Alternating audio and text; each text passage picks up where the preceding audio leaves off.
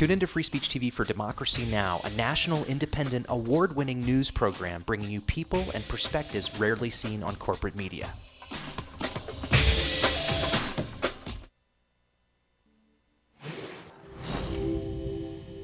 Bauhaus was one of the most definitive design movements of the modern age, reaching its peak between the two world wars. The word Bauhaus, loosely translated from German, means house of construction or school of building. Bauhaus was a new type of art school. Historically, European art academies taught each design subject separately. The Bauhaus offered foundation training in many art and design disciplines. They believed in variety. Understanding mass production was part of the curriculum, and the school sought to develop students who could unify art with craft while embracing new technology. It was also the beginning of the art school as an alternative way of life. Germany at that time was a pretty conservative place, and before the Nazis said "Nein" to the Bauhaus, it was arguably the most celebrated art school in the world. Bauhaus thinkers believed the world needed to be fundamentally rethought. Unnecessary ornamentation was out. Minimalism was in. Good design required simplicity and geometric purity. One of the best known icons of Bauhaus design is the cantilevered chair. Designed by someone named Breuer, it was inspired by the steel tubes of his bicycle and ultimately led to the first lightweight, mass-produced metal chair. Despite his success, Breuer concluded that eventually chairs would become obsolete and everyone would soon be sitting on supportive columns of air. Bauhaus was all about innovation and inspiration. Nowadays, Bauhaus influences can be seen everywhere, from road signs and graphic design to big windows and even bigger buildings. In architecture, the international style, as it became known, influenced skylines the world over. Bauhaus was about ideas, reform, exploration and vitality, about making more tidy sense of the rapidly evolving world around us, and giving us more cool stuff for our apartments.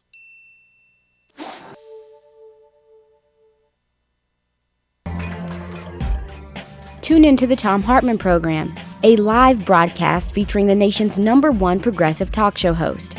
Phones open at 3 p.m. Eastern, only on Free Speech TV.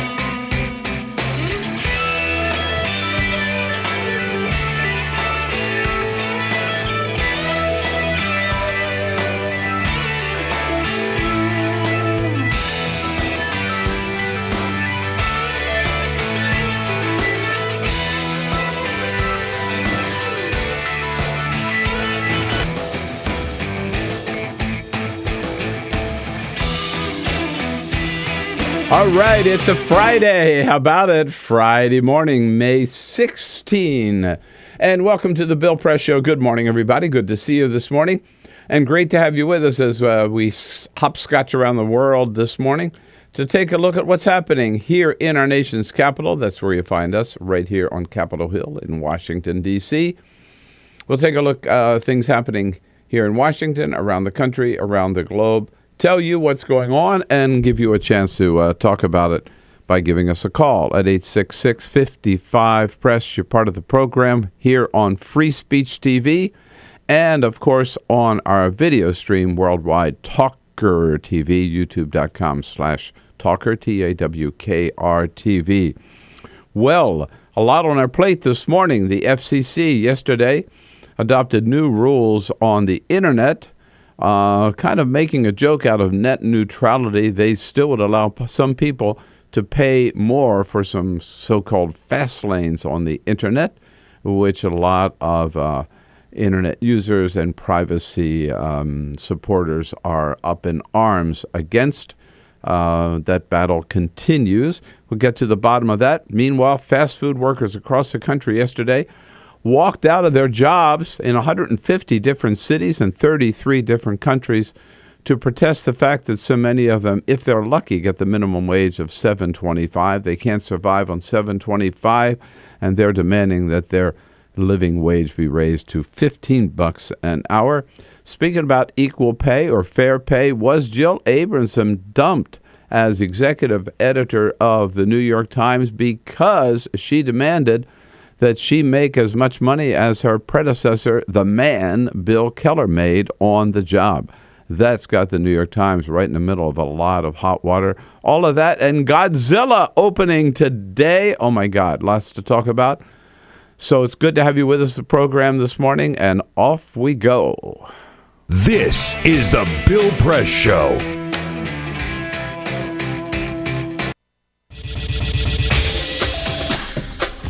Tune into Free Speech TV for Democracy Now!, a national, independent, award-winning news program bringing you people and perspectives rarely seen on corporate media.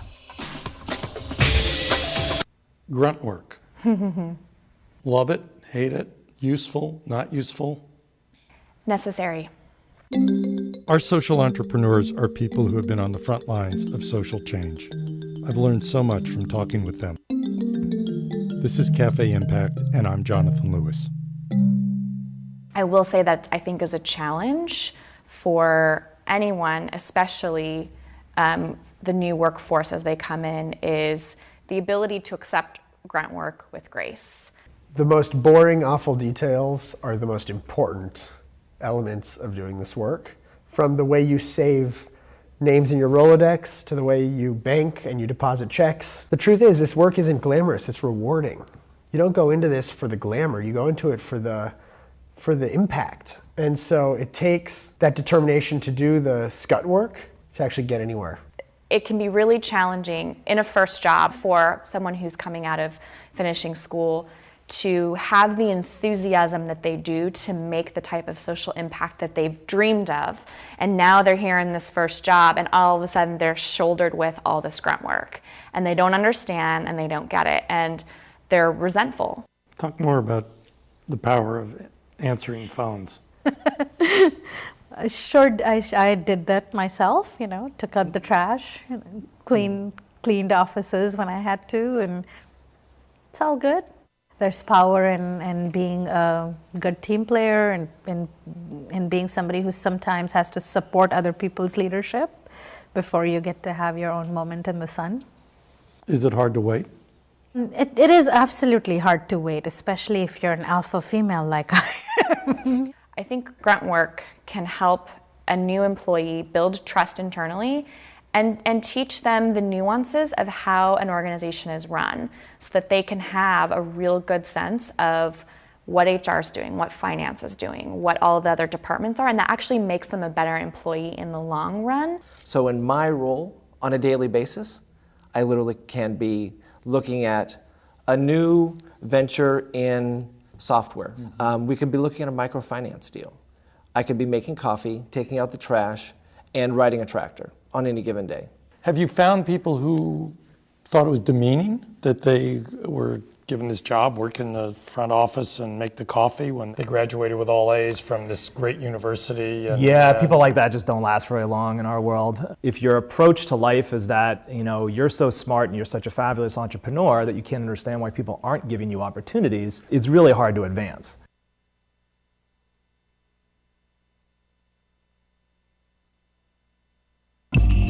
Tune in to Gay USA with hosts Ann Northrup and Andy Hum for in-depth coverage of lesbian, gay, bisexual, and transgender news. Watch Gay USA every week, only on Free Speech TV.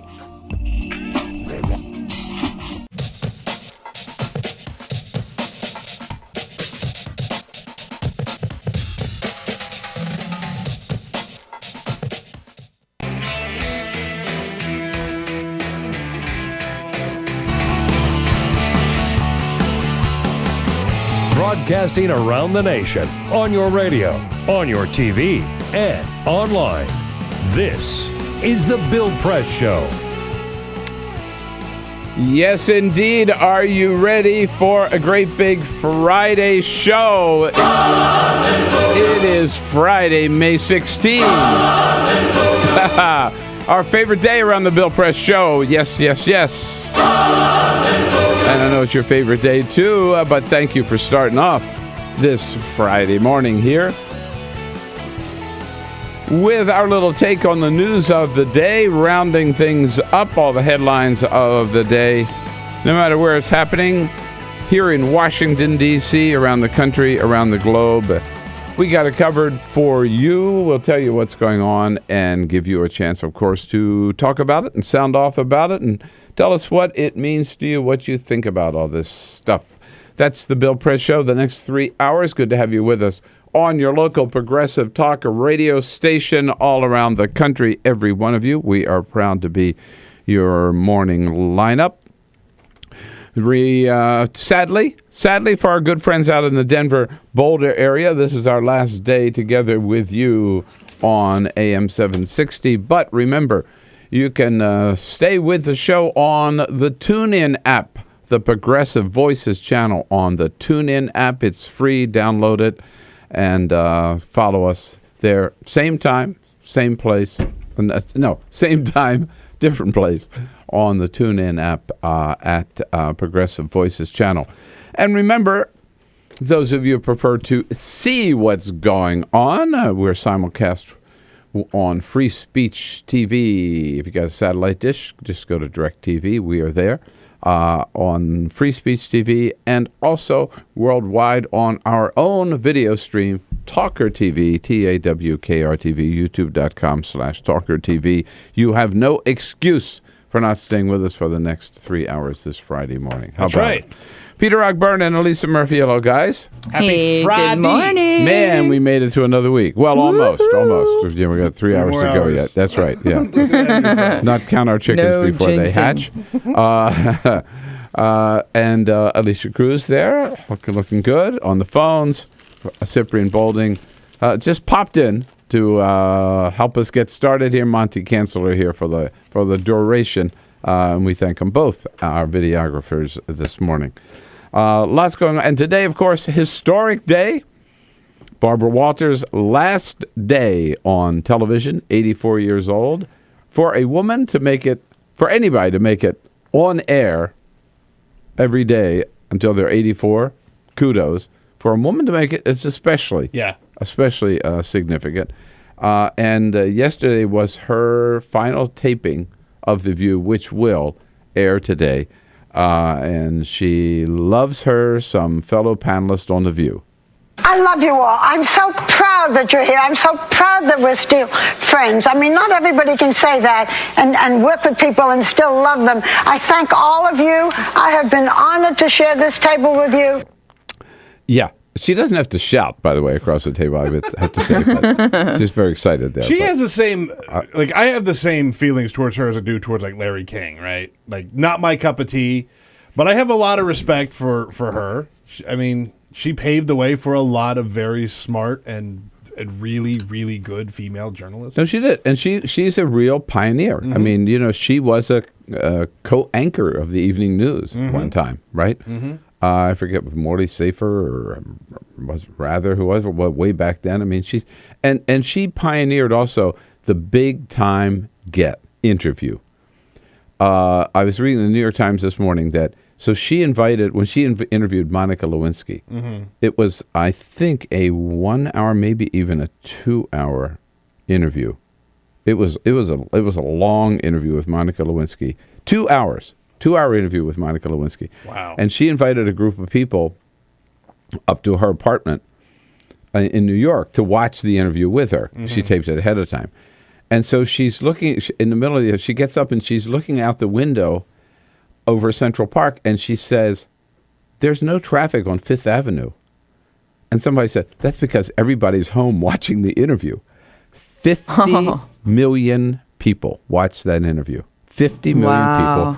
It's the holy cow. More people than had ever watched a news program till that date, and more people who have ever watched. Nobody's watched as many people have watched one since. Whoa! Think of that. That is huge. Yeah. Whoa! Right, and the question is that art gone with her? Like today, Anderson Cooper, Donald Sterling, 720,000 people. Now, that's a lot of people, but that ain't a million. It's and not. that's not 50. Yeah, exactly. Like and there's also something to be said about the immediacy and the subtle. I don't want to say subtlety, but like CNN has been hammering you over the head with this Donald Sterling all week, right? They're releasing a few little more pieces, more pieces here, a few more pieces here. Whereas you knew you had to be tuned in to watch that interview with Barbara Walters. That's amazing that many people watched. 50 million Holy people. cow. Yeah. So you got to say kudos to her. Yeah. Indeed. Lots coming up here. Barbara Walters, not a guest this morning on the Bill Press Show. But Susan Page is. I'll take Susan Page. Absolutely. Washington Bureau Chief for USA Today. We'll also have reporters from The Hill, from The Washington Post, and from Mother Jones. And then we'll talk again to one of the leaders of the big fast food strike yesterday. And has political correctness gotten out of control on college campuses today with the millennials? But first, this is the Full Court Press. Just a couple of other stories making news. We will start with basketball. Sadly, the Washington Wizards last night lost to the Indiana Pacers here at home, 93-80. That means that the Wizards season is done, but kudos to Washington. They had a wonderful season. I'm sure they'll be great next year. Meanwhile, in the late game, the Oklahoma City Thunder defeated the LA Clippers. Speaking of Donald Sterling, that means the Clippers are out and the Thunder move on to play the Spurs. So we now have our Final Four, if you will. Right. The Spurs are playing the Thunder and the Pacers are playing the Heat. And the winners of those two will face each other in the finals. You still got to go with the Heat, don't you think? The Heat are just unbelievably good. And the Pacers have had a really shaky end to their season. Yep. So I think the Heat go back, and then the Spurs go back, and it's a repeat of last year. Back to the finals with those two teams. Bill, you like Chipotle, the restaurant. I like Chipotle. I like their burrito bowl. That's my favorite. Yeah, sure. That's really good. If you go and you get a drink at Chipotle, now you will have a little something to read. They are putting short stories on their drink cups now, and they're going to feature... They must be really short. Like the cereal box. They're written small, and it's literally like I'm looking They still have to be really short. No, it is. But it's still a couple paragraphs on this cup, and they're going to be stories written by Jonathan Safran Foer, Toni Morrison, and other notable writers who are just going to have a little short story on there, something for you to read while you eat. In Spanish? Chipotle. That's a good point, but no, I don't think They so. should have Gabriel Garcia Marquez, Mario Vargas. Right. Yeah. Fidel Castro, Che Guevara. And in San Antonio, sophomore Charity Ann Johnson is in a little bit of trouble. She is 15 years old, enrolled at Longview High School. Well, at least they thought she was 15 years old. Turns out she's 31 years old and has been going to school for 8 months. As a 15-year-old, she falsified documents just so that she had somewhere to go and to go to school. The school officials realized what was happening. They told the police, and they took her out of school. But she went for 8 months thinking that she was 15 Well, was she years old. trying to get her high school diploma? No, she had like no real reason. She wasn't showing up that often. She didn't have like a great attendance. She was just showing up occasionally. Oh. But they thought she was a student. I was going to say, if she's 31, she wants to go back to high school, get her degree. Sure. Good for her. Yeah, why not? Yeah. It's like a real life Strangers with Candy episode. Right, yeah, exactly. Yep, here we go. I don't know whether you've noticed, but I have, that all these, here's where we start this morning, all these commencement speakers across the country dropping out because they were getting booted out because students at campus after campus after campus are unhappy with the people chosen to be their commencement speakers. And these young people have said, no, we don't want to hear that person. We don't want to hear that person. And they've raised so much hell, the speaker after speaker after speaker has been dropping out. And the question is whether we have become so intolerant or so politically correct that we've gone over the edge. 866-55-PRESS.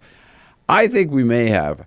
And on this part of this young generation, the so-called millennials, right, who believe that you can solve every problem in the world just by sending a hashtag or a Twitter comment, right? You can rescue the girls from the 300 girls from Nigeria. Just say, boom, bring back the girls. That's it. I've done my deed for the day, man. I'm a freedom fighter now. I am a great political activist, right up in the tradition of Martin Luther King Jr. Yeah, because I sent a hashtag. So there's that. And there's also this idea that they are so intolerant of anything. And look, I understand there's some people I don't want to watch or I don't want to hear from. But at the same time, maybe again, we've gone overboard. And here are some of the examples that I've seen lately, and maybe you have some others. Condi Rice. Condi Rice was scheduled to be the commencement speaker at Rutgers University. All right, now look. And there was so much protest on the part of students at Rutgers, so Condi Rice finally said, fine, you don't want me? I'm not coming, right? Now, look, Condi Rice is not my favorite person. I think she is by a mile singularly responsible probably for the war in Iraq and had some responsibility for 9/11 because as Richard Clarke said, he tried to get her as national security advisor for a whole year to have a meeting to talk about Al-Qaeda and the threat to the United States, and she wouldn't do it. This is a lot I think Condi Rice has to answer for. But at the same time, she came up out of the South, had nothing, and look where she ended up. As Secretary of State of the United States. I mean, she's got a great story. Despite her politics, you'd think she'd have some life lessons that she could teach the students. And which is what it's all about. Commencement addresses aren't political speeches. Not supposed to be. No, not supposed to be. Yeah, That's exactly. Right. So she wasn't going to get up there. And most people don't make them political speeches. Right. The idea is you give the students something to. Look, I gave one commencement address, at Wittenberg University, which is a Lutheran university, and I think I gave them the best advice that any commencement speaker has ever given any class, ever. I believe because that. I quoted Martin Luther to these Lutheran students and said, do what Martin Luther said, sin boldly. Oh, that's what he said. Sin boldly. That's it. I like that. There's no better advice. No, that's great. So, and I'm sure they all didn't agree with my politics, but they agreed with my philosophy of life. Okay. So they had Christine, right? Condi Rice, right? Christine Lagarde is the second one. Okay. So she's the head of the International Monetary Fund, the IMF. You may not like it has done some bad things, like putting up a lot of money to build dams over the years. Today it's doing really good things in terms of environmental protection and helping some of the developing countries. And I think Christine Lagarde is certainly one of the most powerful, one of the most successful women on the planet. She was scheduled to give the commencement address at Smith College, and she stepped down because there were so many protests. There's a guy who was scheduled to speak at Harvard. Here, you probably never heard of him. I hadn't. Robert Bergenow. He's a former chancellor of the University of California, Berkeley. And people said, oh, no, Berkeley, oh, no. It's not that they're too liberal. They're not liberal enough for Harvard. I mean, supposedly, I don't know, he made some decisions when he was chancellor they didn't agree with. So they raised hell about him, and he stepped down. The latest, Eric Holder, Attorney General of the United States. You know what I think about Eric Holder. I think he should have been fired a long time ago. But he's Attorney General of the United States. He was scheduled to speak to the Oklahoma City Police Academy graduation. And there were so many protests that Eric Holder said, fine, I'm not going to create a scene. I'll step down. So, I mean, have things just gotten so out of whack? Are the millennials so intolerant that they just can't listen to anybody that they don't totally agree with? And is there anybody on the planet like that? I got to say, from the Daily Beast, this writer for the Daily Beast, her name, Olivia Nuzzi. Our friend Olivia Nuzzi. Olivia Nuzzi, I know, she's been in studio with us. She wrote a piece about this, and her headline kind of says it all. The oh-so-fragile class of 2014 needs to STFU and listen to some new ideas. Yeah, hello. Isn't that what it's all about? I love it. Yeah. I love it. This is when we first started talking about this whole millennial movement, I was kind of indifferent on it, right? Like I just figured, whatever, this is the same as every other generational problem. No. Wrong. They are the worst. They are the worst. I don't know if it's because they were raised by their parents making them think that they could do no wrong, and we're in this generation where sports are played and there are no winners and losers. Everyone's wonderful, right? But they think that just because they have an opinion, everybody should listen. And just because someone has an opinion that's different than theirs, they shouldn't be allowed to express it. And they act like everything offends them and everything should be discussed to the point of something being done. It's like, who cares if you're offended? No. And you know, first of all, I'm glad to hear you say that. That's why I just shut up and let you say it.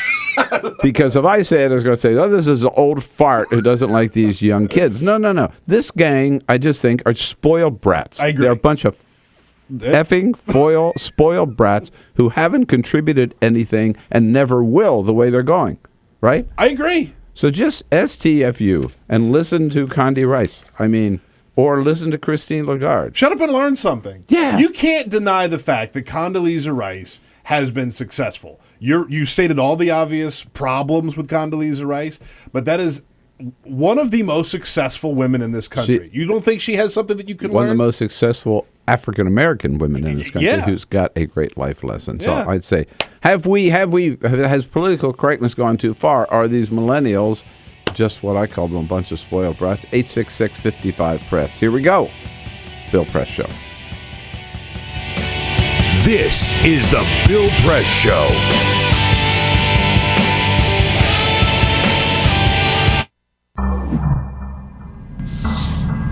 You make it sound very easy to take these 90-degree turns in your career. You went from engineering to law. But there's an awful lot of people at that age who feel they're on a track, they've invested time in learning a career, and they need to see it through to the end, or maybe their parents are pushing them to stay in one route. What is your advice for a young person? Stay away from your parents.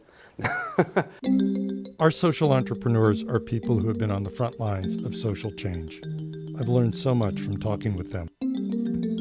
This is Cafe Impact, and I'm Jonathan Lewis. My mom is a pretty spectacular human being. We essentially came to the United States as refugees. And that is when I really got to understand who my mom was as a person. Being a refugee in a foreign country, you would think that it would affect you so much. It was like my mom, nothing changed for my mom. What was really at her core and her center was always being with her kids and getting to spend time with them and making sure that they were okay and making sure that they could still go out and play soccer. I knew that if my goal was to go to Liberia and to work on economic justice so that, kids could go to school and have access to a doctor if they have malaria, that if I bet on their moms, we win. I think I just come from a lineage of kick-ass women is all I can say. My grandmother came to this country from Mexico as a single mom with 5 children. And I, have an amazing mother who had 3 children, was going to school, working full-time. I mean, almost my story. But she did that and got her bachelor's degree at 40. And so I had a great role model. When I came home and told my mom I was pregnant, her response to me wasn't, your life is over. Her response to me is, well, I want a plan. You need to, let me know what you're going to do about this because you're now responsible for somebody else. I was the first one in my family to go to college, and my parents were very proud of it. They both had to work. My mom in a factory and my dad in the supermarket, and I was their success story. However, on graduation day, they said, are you going to be a doctor? Are you going to be an engineer? You're going to be a businessman? What are you going to, a lawyer? I said, I'm going to join the Peace Corps. And they said, what? My parents were very much opposed to this, and it was very difficult. How much pressure did they put on you?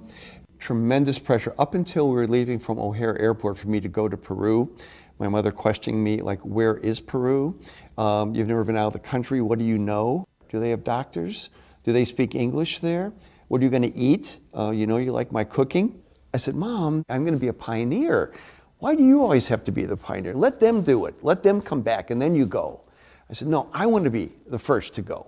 I grew up in a pretty rough neighborhood, so there was a lot of gang activity, and one of my friends actually was murdered on a basketball court when a 15-year-old child shot him in the back of the head.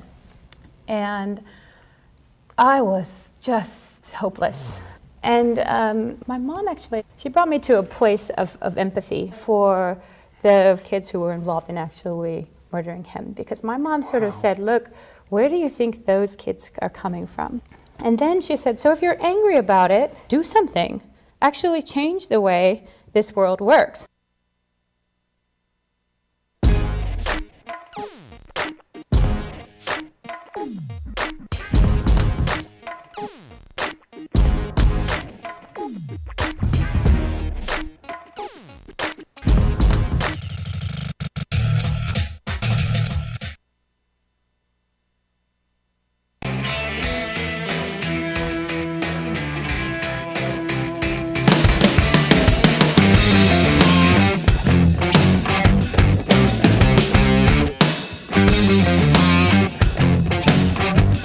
This is the Bill Press Show. The oh-so-fragile class of 2014 not willing to listen to anybody they don't totally agree with. So where are they going to end up? With pablum. Yeah. Yeah. Quick comment? And we're on Twitter at BP Show, at BP Show. Kat says, speakers get a fee and an honorary degree, so if students don't want that person associated with the school, then protest the choice. That's what I would do. Sure. Protest. Wear a black armband. Yeah. Hey, here's Marv from Chicago. Hello, Marv. Good morning. Good morning. How's everybody today? All right. What's up? What do you think? Well, I with all the right-wing radio and TV news reporters, our kids nowadays have to listen to far too much of that nonsense. And if these kids don't want to hear a right-wing warmonger, Condi Rice, speak at their college, then they have a right to. We tell them that they've got to learn to speak up and voice their political views and get out and vote. And this is one way that they can put their foot down and say no and have...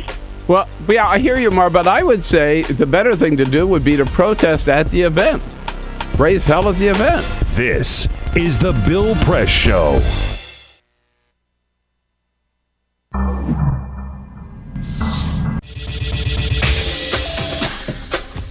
Tune into Free Speech TV for Democracy Now!, a national, independent, award-winning news program bringing you people and perspectives rarely seen on corporate media.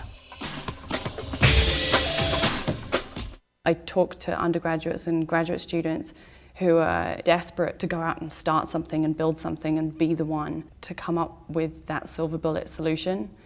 And I just want to say, slow down. Our social entrepreneurs are people who have been on the front lines of social change. I've learned so much from talking with them. This is Cafe Impact, and I'm Jonathan Lewis. Most of the people you're talking to who want to come into the social change space, are they prepared? If you're early in your career, there's a couple of really important things to do. The first one is just to shut the hell up and don't talk for about 5 years and work really, really hard. The only way you're going to be given more difficult things to do is by solving the ones you're already given. And if you're somebody who's always complaining or wants to be promoted above where they really are, you can't learn enough to start to take on a greater pool of responsibilities. Advice you would give a person coming out of college is go work for other people, make your mistakes on their dime. That sounds like me, absolutely. It does sound like you. And you know who that came from is one of my board members, Eric Buttline. Eric had seen me start a few companies as a young kid. I mean, I started my first real company when I was 16. And Eric said, Chid, do me a favor. I know you have this thing in your head that you think you're this great entrepreneur, but like, go work for somebody for a little while and just learn how things are supposed to be done. And when you're done with that, let's have another conversation about, your next venture.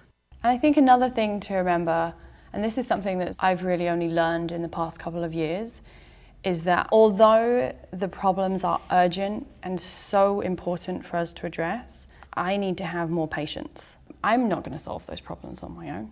You're not going to solve those problems on your own. I'm an apprentice in all of this. I'm an apprentice in life. I'm an apprentice in problem solving. I'm not going to change the world until I'm at least 65. That's my goal at this point.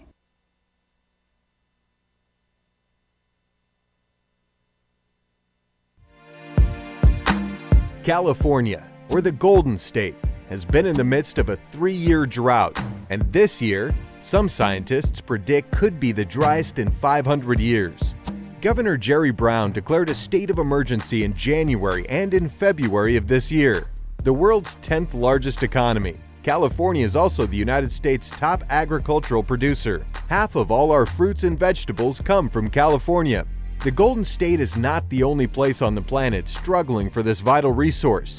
In December 2013, the World Resources Institute found that 37 countries face severe water shortages. Free Speech TV would love to know what you think about this fight for water, especially if you're from the Golden State. Please call our comment line at 1-888-378-8855 or email us at comments@freespeech.org to let us know your thoughts. Tune into the Thom Hartmann Program, a live broadcast featuring the nation's #1 progressive talk show host. Phones open at 3 p.m. Eastern, only on Free Speech TV.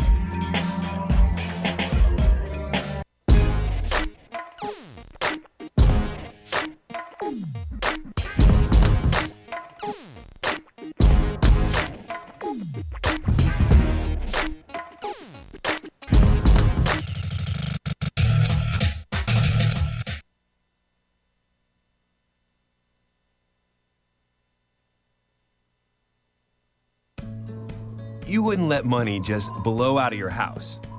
So when your AC or heater is on, make sure the doors, windows, and fireplace flue are shut tight.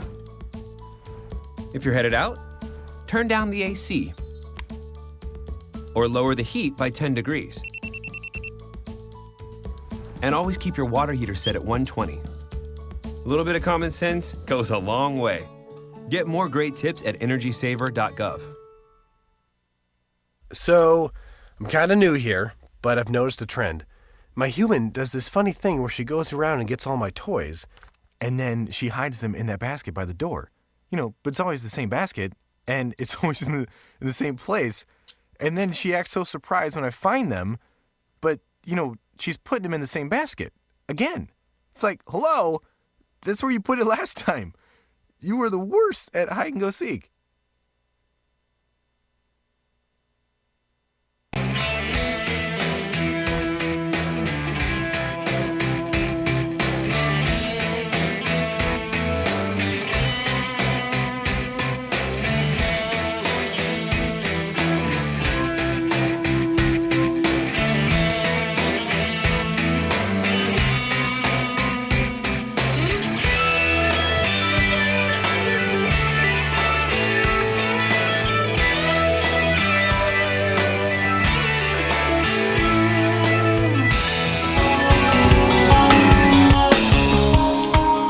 Talking about the rash of commencement speakers forced to withdraw by today's graduating class, the class of 2014, who seem to have zero tolerance for anybody other than, Mary Poppins? I mean, who would qualify, right? Somebody who has nothing to say, it sounds like.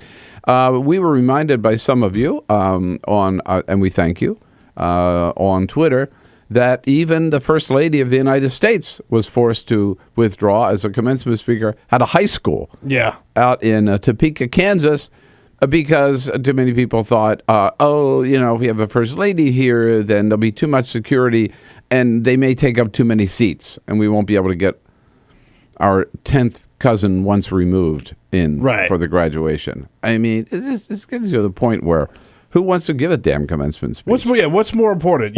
Your like you said, 10th cousin or the First Lady of the United States? Again, back to Olivia Nuzzi here on Daily Beast, writing that the oh-so-fragile class of 2014 needs to STFU and listen to some new ideas. She, young person herself, I'm pointing out here, says, quote, millennials have grown up in a world where you are never forced to see, hear, or read anything that you haven't personally selected. Very good point. Very good point. Very good. Online, of course, right? That's what she's talking about. So when we're forced to sit through a commercial or heaven forbid, listen to somebody talk who isn't Mary Poppins, we can't handle it. We're on Twitter at BP Show, at BP Show. Please, please, please join in the conversation there. A great resource for all things Bill Press Show. Vulcan Bard says, Bill, at least they're expressing an opinion and taking action. We complain about apathy and then we complain about apathy. Let's not slap them down. Meanwhile, raising one eyebrow says on Condoleezza Rice, she's partly responsible for the deaths of thousands of Americans, and I'd protest a murderer too. Well, again, so would I. I don't like Condi Rice. I'm not here to defend Condi Rice. I'm just saying, take action. Yeah, take some action. You know what for me taking action is? And I've done stuff like this. Get up and walk out. Right. Get up and turn your back on the speaker, right? Or put on a black armband. Or, something like hold up a sign, right? But this idea that you won't even let them speak, and again, because on and on and on, all these people, I just think it's gotten too far. There's a disconnect, I think, between this generation and the generation from the past who would protest to bring some attention to something, right? Like in the 60s, like, we don't like what's going on. We're protesting. We want you to pay attention to this. And now it's different. It's pay attention to this, but something has to be done. Someone has to lose something. Someone has to lose their job or lose their speaker's fee or lose this title. All right. Out to the phones again here from WCPT in Chicago. Hello, Kristen. What do you think? Hi, Kristen. Hi. I just wanted to say I'm 27, and I agree with what they're doing, and it might be because you guys think I'm a millennial, but I'm kind of like an old soul. I was going to say, I'm not sure you qualify as a millennial, Kristen. You are in the millennial camp. Is she? End. Oh, you're at the top end. Okay. Yeah, you're in the millennial camp. We still love you, Kristen. Go ahead. Oh, well, thank you.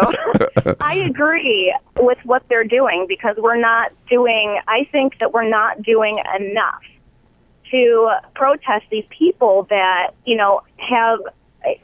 they have not done any good. Derek Holder, like you said, he should have been fired years ago. I completely agree. Condoleezza Rice, mostly responsible for everything that's happened in our 10-year war so far that we shouldn't have been fighting in the first place. I completely agree with them. They shouldn't be just a silent protest. I completely agree. Well, who's left? Well, maybe someone... Like right, Kristen, even Michelle Obama, this one high school, wouldn't have the first lady of the United States, right? Well, I think there might have been other... I don't necessarily agree with Michelle Obama, but I think maybe it was just too much for that school in particular to handle, as opposed to like Harvard University could have had something like that might have worked better. But don't you see that the risk is that you end up with nothing? You end up with pablum. You end up with somebody who has nothing to say or who has accomplished nothing, because you're never going to get anybody that everybody's going to agree with.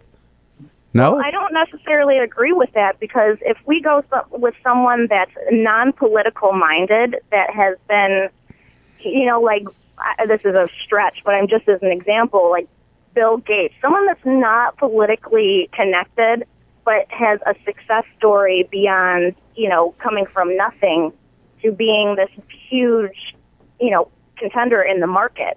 Mm-hmm. That's something, if it's politically minded, especially with, the right and the political right and all that stuff, all these people have been just so crazy. Yeah, but you know what? Give them any recognition. Kristen, my Mac crashed last week, so I don't want Bill Gates. I'm just afraid. Well, you can't blame him for everything. Oh, yes, I can. I can. You don't know Bill very well, then. No, okay. All right, Kristen, I hear from you. Great to hear from a millennial here listening to the show. I like that. I like it. Your point about what kind of message you will get, right, is a very important one, because I think some of the best advice that we've gotten collectively as a society in our lives are from people we don't necessarily want to hear it from. When we screw up and your parents or your boss or a supervisor says, hey, and lays some truth on you, there's a lot of wisdom there. And you don't necessarily want to hear it at the time, but it's good advice. Again, I think I don't want to I so disagree with Condi Rice and her policies. Yes. And what she got away with. Right. You know, I've said this before. I think that Eric Holder should have chased the whole bunch of them. Dick Cheney, George Bush, Condi Rice, Donald Rumsfeld, and thrown them all in jail. Yeah. But in terms of her life lessons, she made something of herself. A young girl down in the South who had no hope whatsoever, right? And chances are maybe 1 in 1,000 that she would have ever amounted to anything. I'd like to hear how she made it. Yeah. Yeah. Sure. And what advice she might have to young people today. Jody is out in Aurora, Colorado. Hello, Jody. Good morning. Hey, good morning. What's up? I really enjoyed listening to that millennial because I teach the millennials. And one thing that I want to point out is part of an issue is you now have a generation of students who, over, I think, 11 years now, have been taking these massive tests where they think there is a simple answer to everything because they have to do these bubble tests. Yeah. And, you know, we used to be able to teach much more creatively because I'm an old teacher. And, you know, like when I would teach the Constitution of the Bill of Rights, I would create little mini conventions in my classroom, and the kids would have to disagree and argue and write a student Bill of Rights or a student Constitution. And, you know, we are our hands so tied about teaching these kids how to be tolerant and how to protest in a better way than just saying no, because we have to hurry and get them ready for these silly tests all the time. That's an interesting point, right? So that in itself, I guess, has limited their ability to to listen, to argue, to disagree, to figure things out. I think it has in some ways. What was really good listening to that young lady just now, you could hear she was very intelligent and very thoughtful, and so we still get a lot of education into these kids, but some of the ability to argue and my kids all know that I'm out protesting and they know the things that I do and that I stand, for, everyone having the right to say what they need to say, even if I disagree with it. And, I'm kind of an anomaly because I'm an old teacher, because we now have these young teachers who are coming in as millennials who do these same tests. All right. Yeah. Well, that's an excellent point and an aspect of it that I hadn't thought about in terms of, again, Olivia in her piece kind of made that point. What Jody's talking about is the education and the way teachers are forced to teach them these days. And Olivia in her piece talked about growing up in a world where they're never forced to see, hear, or read anything that they haven't personally selected. It's really changed. I think that's reflected in what we're seeing. We got to run along to talk to Susan Page. But as we do, I just have to tell you, to me, the best commencement advice ever, after my Sin Boldly, which is pretty good, was Stephen Colbert at Knox College in 2006, who said, "The best career advice I can give you is to get your own TV show. It pays well, the hours are good, and you are famous." There you go. Everybody go out and follow that, right? That's what we'll get. Stand-up comics will be the only people accepted anymore as commencement address speakers. Susan Page from USA Today coming up next. This is the Bill Press Show.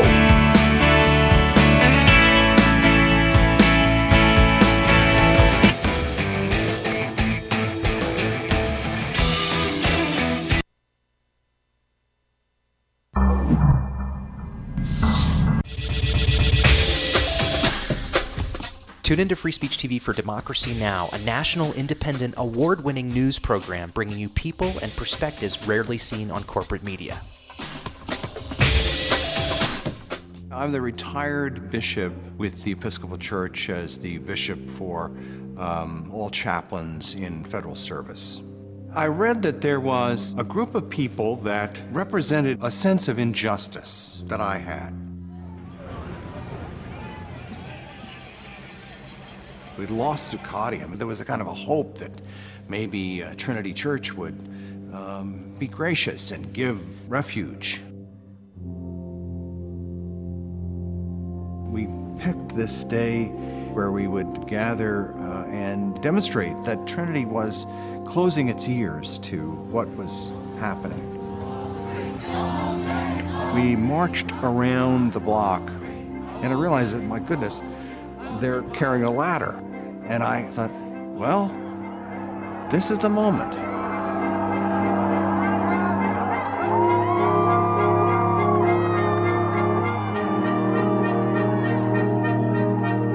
You could feel a spiritual presence. You could feel a certain something.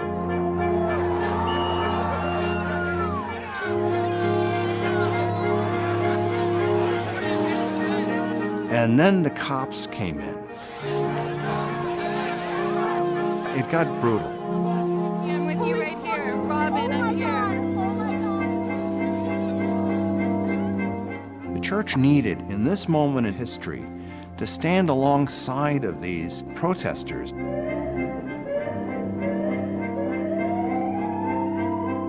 truth of Christ is found in the pews, is found in the institutional church, but it is also found in the streets. It's found in the honesty and the integrity, the insistence of people that you find in Occupy Wall Street.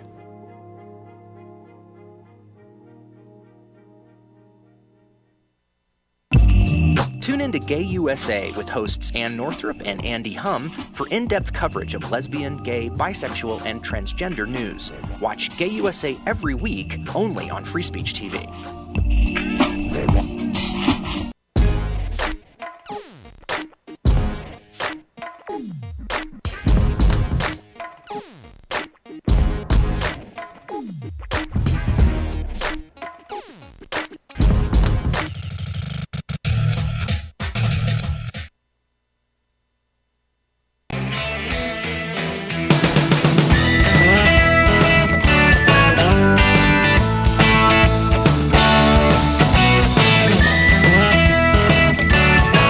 Seen on Free Speech TV and online on Talker TV. This is the Bill Press Show. All right, 12 minutes before the top of the hour, Friday morning, and we're talking about the fact that it's getting to the point today almost nobody is acceptable as a commencement speaker. I mean, all these people have had to drop out. Christine Lagarde, Condi Rice, even Michelle Obama. I'll tell you one person I'd be proud to have as my commencement speaker is Susan Page, who is the Washington bureau chief for USA Today. Hello, Susan. How are you? Hey, Bill. Did you go to your college commencement? You know what? I don't think I did. It's been so long ago. I didn't go to mine. No. No, you didn't even. So you don't know who. I was trying to remember who my speaker was, and the reason I can't is because I didn't go. I didn't go either. Yeah. It's so funny. I believe I was hungover that morning. I had the same excuse. But I'm sure they had some very wise advice I should have taken. One of them was don't get hammered the night before graduation. Have you ever given a commencement address? I never have. Have you? One, yes. And how did it go? It went great, I thought. Big protests were there in the back? Wittenberg College out in Ohio, Columbus, Ohio, and had a great time. I mentioned earlier it's a Lutheran college, at least was founded as a Lutheran college, and so I quoted the great Martin Luther and told them my advice to them was to do what Martin Luther said, and that is to sin boldly. Yeah. Wow. Whoa. How do you... That is great advice. I followed it all my life. Hey, on the political front this morning, or this week rather, what is Karl Rove up to with brain damage or serious traumatic brain injury? Over the line, or do you think he really, that was all very calculated? I think both. I think it was over the line, and I think it was completely calculated. Mm-hmm. You know, I think we see on the part of a lot of any number of Republicans, including Lynn Cheney and Karl Rove and others, an effort to either make Hillary Clinton think twice before running because it's going to be this kind of race, or to scuff her up a little before she does run. So I think it was I think it was an outrageous comment, but also not one that he made inadvertently. I think it was probably pretty intentional. Yeah. And I was a little surprised by the intensity of the Clintons' response. I mean, Bill Clinton, Hillary Clinton, and one of the spokespeople for the Clinton Foundation all came out and responded to Karl Rove, right, denying it, saying it wasn't true, Yeah. she's in perfect health, which I thought showed maybe they're already getting into a little campaign mode. Well, I think it also indicates that this is an issue they think they're going to have to deal with, right? Her age is a legitimate question. We expect presidential candidates, especially nominees, to give us information about their health. She'll be expected to do that. She did have that fall, that brain clot from exhaustion, or what was it from? We'll all know by the time this campaign is over. I mean, she won't answer questions about that, but the suggestion that she suffered brain damage is what I think went over the line. But I think they know they're going to have to answer these questions, and better not to let them get a kind of head start on them before they start responding. Yeah, in a sense, for them, for the Clintons, it may be an advantage to have this stuff come out now. They can deal with it, shoot it down, and then maybe less effective later. But I know your big interview this week was with Tim Geithner's out with a new book about his days as Treasury Secretary. Any bombshells in there, or what's his take? What do you have to say?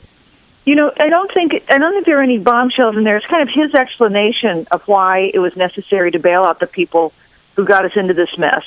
Mm-hmm. You know, that's been the big criticism of him. Too close to the Wall Street banks. The banks got bailed out. What about the American people? And so the book is an attempt. You know, you can accept this explanation or not. An attempt to explain why, in his view, that was a necessary thing to do to avert a depression that would have been even worse for the kind of the innocent victims of the financial crisis. But I thought it was interesting. You know, he's not a guy who loves public speaking. No, he's not an especially effective speaker in big events, as we discovered, and as he acknowledges in his book. Yeah. But it was interesting to sit down with him and have him talk about kind of his perspective. You know, he was president of the New York Fed and then Treasury Secretary, so he was in the middle of this entire period. What does he say about Larry Summers? He loves Larry Summers. Really? Still, huh? It's kind of obviously kind of a mentor.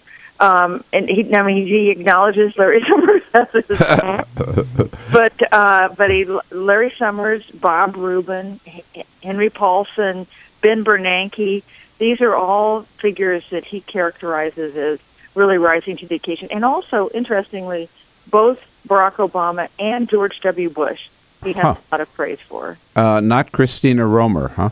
Not Christina Romer. She didn't make the list. Yeah. Not Neil Barofsky, who gets in for a lot of criticism. And he's very cautious about what he says about Elizabeth Warren. Oh, interesting. Yeah. Oh, that's great. Is your interview up already? It is. Yeah. It's on the website. On the website. Okay, at usatoday.com. Great, Susan. All right, relax. Have a great weekend. All right? You too, Bill. We'll talk to you next week. Thanks. Susan Page, wonderful, wonderful friend, great journalist, Washington Bureau Chief for USA Today. This is the Bill Press Show.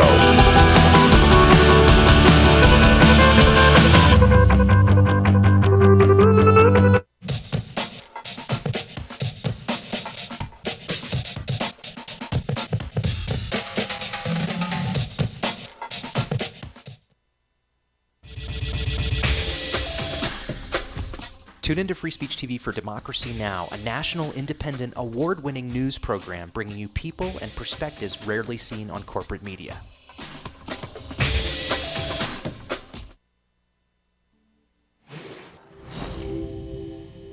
Bauhaus was one of the most definitive design movements of the modern age, reaching its peak between the two world wars. The word Bauhaus, loosely translated from German, means house of construction or school of building. Bauhaus was a new type of art school. Historically, European art academies taught each design subject separately. The Bauhaus offered foundation training in many art and design disciplines. They believed in variety. Understanding mass production was part of the curriculum, and the school sought to develop students who could unify art with craft while embracing new technology. It was also the beginning of the art school as an alternative way of life. Germany at that time was a pretty conservative place. And before the Nazis said "Nein" to the Bauhaus, it was arguably the most celebrated art school in the world. Bauhaus thinkers believed the world needed to be fundamentally rethought. Unnecessary ornamentation was out. Minimalism was in. Good design required simplicity and geometric purity. One of the best known icons of Bauhaus design is the cantilevered chair. Designed by someone named Breuer, it was inspired by the steel tubes of his bicycle, and ultimately led to the first lightweight, mass-produced metal chair. Despite his success, Breuer concluded that eventually chairs would become obsolete, and everyone would soon be sitting on supportive columns of air. Bauhaus was all about innovation and inspiration. Nowadays, Bauhaus influences can be seen everywhere, from road signs and graphic design to big windows and even bigger buildings. In architecture, the international style, as it became known, influenced skylines the world over. Bauhaus was about ideas, reform, exploration and vitality, about making more tidy sense of the rapidly evolving world around us, and giving us more cool stuff for our apartments.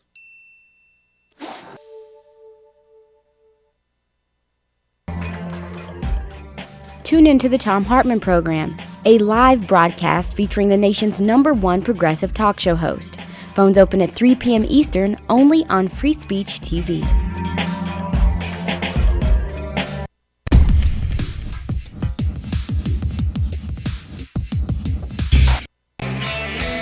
Brought to you by FEMA and the Ad Council.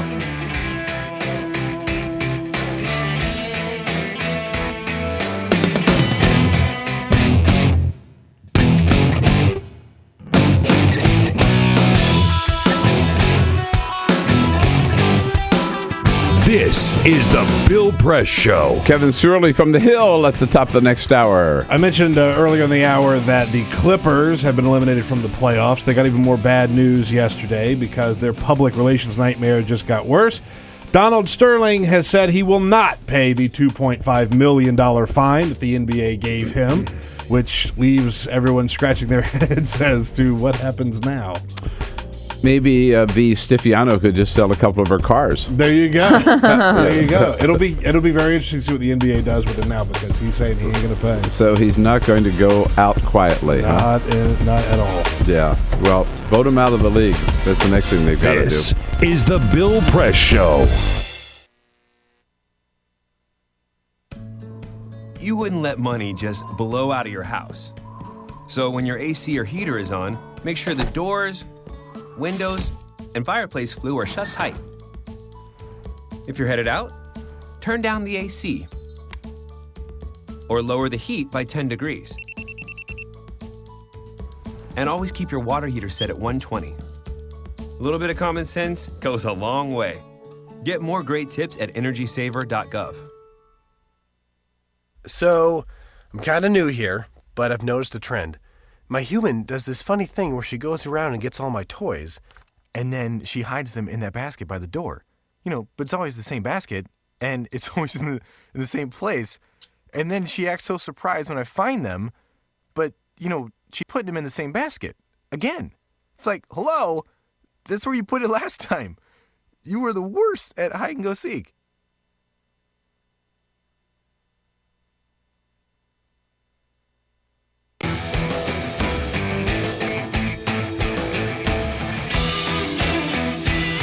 All right, it's a Friday. How about it? Friday morning, May 16. And welcome to the Bill Press Show. Good morning, everybody. Good to see you this morning. And great to have you with us as we hopscotch around the world this morning to take a look at what's happening here in our nation's capital. That's where you find us, right here on Capitol Hill in Washington, D.C. We'll take a look at things happening here in Washington, around the country, around the globe. Tell you what's going on and give you a chance to talk about it by giving us a call at 866-55-PRESS. You're part of the program here on Free Speech TV and, of course, on our video stream worldwide, Talker TV, youtube.com/Talker, TAWKR TV. Well, a lot on our plate this morning. The FCC yesterday adopted new rules on the Internet.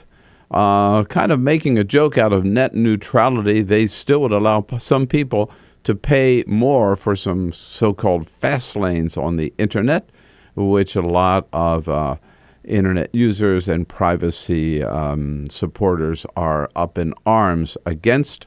That battle continues. We'll get to the bottom of that. Meanwhile, fast food workers across the country yesterday walked out of their jobs in 150 different cities and 33 different countries to protest the fact that so many of them, if they're lucky, get the minimum wage of $7.25. They can't survive on $7.25, and they're demanding that their living wage be raised to $15 an hour.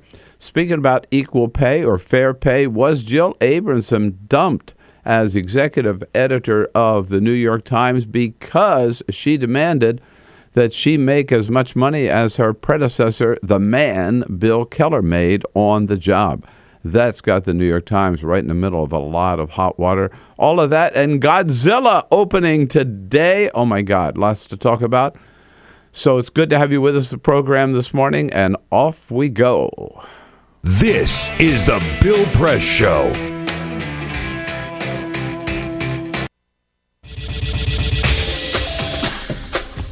Tune into Free Speech TV for Democracy Now!, a national, independent, award-winning news program bringing you people and perspectives rarely seen on corporate media. Grunt work. Love it, hate it, useful, not useful. Necessary. Our social entrepreneurs are people who have been on the front lines of social change. I've learned so much from talking with them. This is Cafe Impact, and I'm Jonathan Lewis. I will say that I think is a challenge for anyone, especially the new workforce as they come in, is the ability to accept grunt work with grace. The most boring, awful details are the most important elements of doing this work. From the way you save names in your Rolodex to the way you bank and you deposit checks. The truth is, this work isn't glamorous, it's rewarding. You don't go into this for the glamour, you go into it for the impact. And so it takes that determination to do the scut work to actually get anywhere. It can be really challenging in a first job for someone who's coming out of finishing school to have the enthusiasm that they do to make the type of social impact that they've dreamed of. And now they're here in this first job and all of a sudden they're shouldered with all this grunt work. And they don't understand and they don't get it and they're resentful. Talk more about the power of answering phones. Sure, I did that myself, took out the trash, cleaned offices when I had to, and it's all good. There's power in being a good team player and in being somebody who sometimes has to support other people's leadership before you get to have your own moment in the sun. Is it hard to wait? It is absolutely hard to wait, especially if you're an alpha female like I am. I think grunt work can help a new employee build trust internally and teach them the nuances of how an organization is run so that they can have a real good sense of what HR is doing, what finance is doing, what all of the other departments are, and that actually makes them a better employee in the long run. So in my role on a daily basis, I literally can be looking at a new venture in software. We could be looking at a microfinance deal. I could be making coffee, taking out the trash, and riding a tractor on any given day. Have you found people who thought it was demeaning that they were given this job, work in the front office and make the coffee when they graduated with all A's from this great university? Yeah, people like that just don't last very long in our world. If your approach to life is that, you're so smart and you're such a fabulous entrepreneur that you can't understand why people aren't giving you opportunities, it's really hard to advance.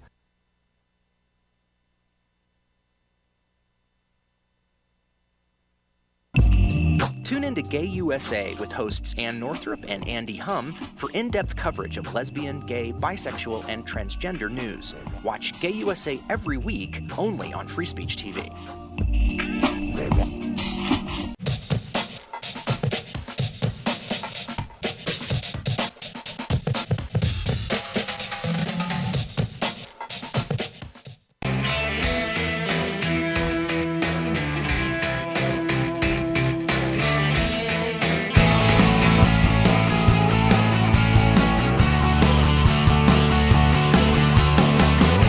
broadcasting around the nation, on your radio, on your TV, and online.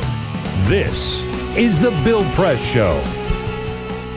Well, we don't know yet who's going to be the best team in the NBA this year, but we do know it's not going to be our Washington Wizards. Bummer. Ended last night. Hey, good morning, everybody. Great to see you this morning. It is Friday, May 16. We reach the end of a busy week here in our nation's capital.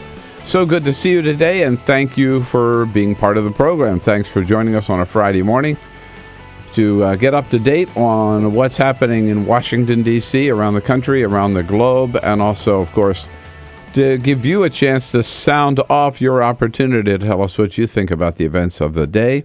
So many of you have already this morning. 866-55-PRESS is our toll-free number, and you can send us your comments on Twitter at BP Show and on Facebook at facebook.com/Bill Press Show. If you were up early this morning, you might have seen Kevin Cirilli, new reporter for The Hill on MSNBC. He is the only person I know who has the gift of bilocation because he's now in studio with us here. It is still early in the morning. Hey, Kevin, how are you? I'm doing well, thank you. Thank you for having me. All right. How are you We guys? weren't even on the air yet. You know, you gotta. We're in our pre-show meeting, and we look up, and there's Kevin. You gotta. Early bird gets the worm, right? Yeah, that's it. So unless you get there before the worm does. That's a total waste of time.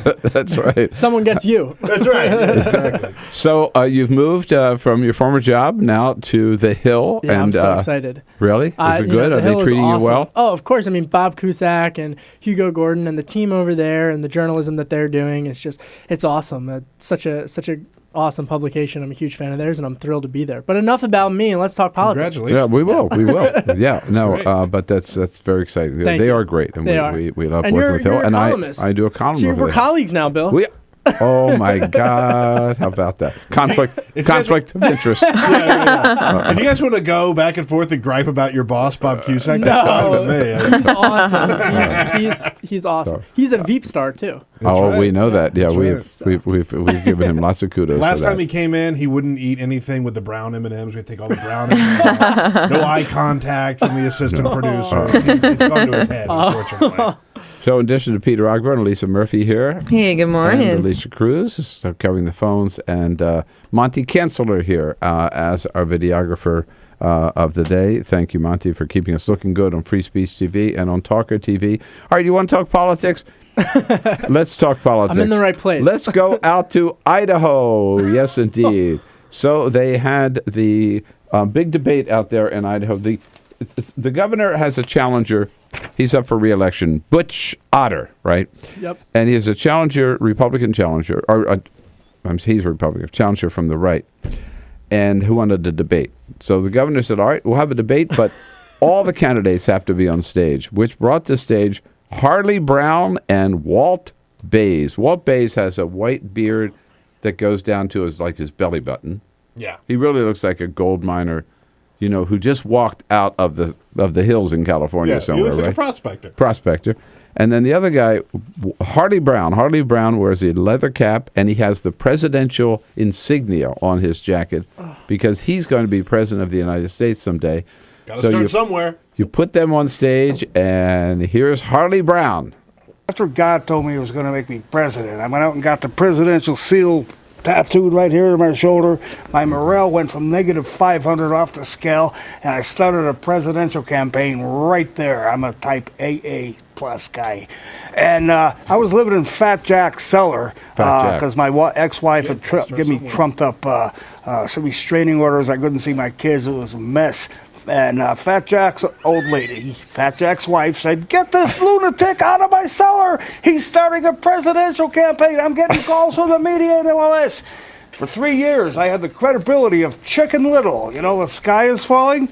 And finally, one day, this bishop from Africa comes over. He says, "I am a prophet of the Most High God." And in that office, I hear authenticate that God told you that. I said, "Yeah, you mind putting that in writing?" He said, "Sure." And he put it in writing, and I got the original at home, and I was able to go up to all my detractors and say, "Na, na, na, na, na, na." Yeah, you know how Fat Jack's old lady could get. So, good for him. We in the media always, anytime there's a presidential debate, we always look for that one soundbite, binders full of women, or, Big Bird, or whatever the catchphrase is. That debate just took care of itself. Yeah.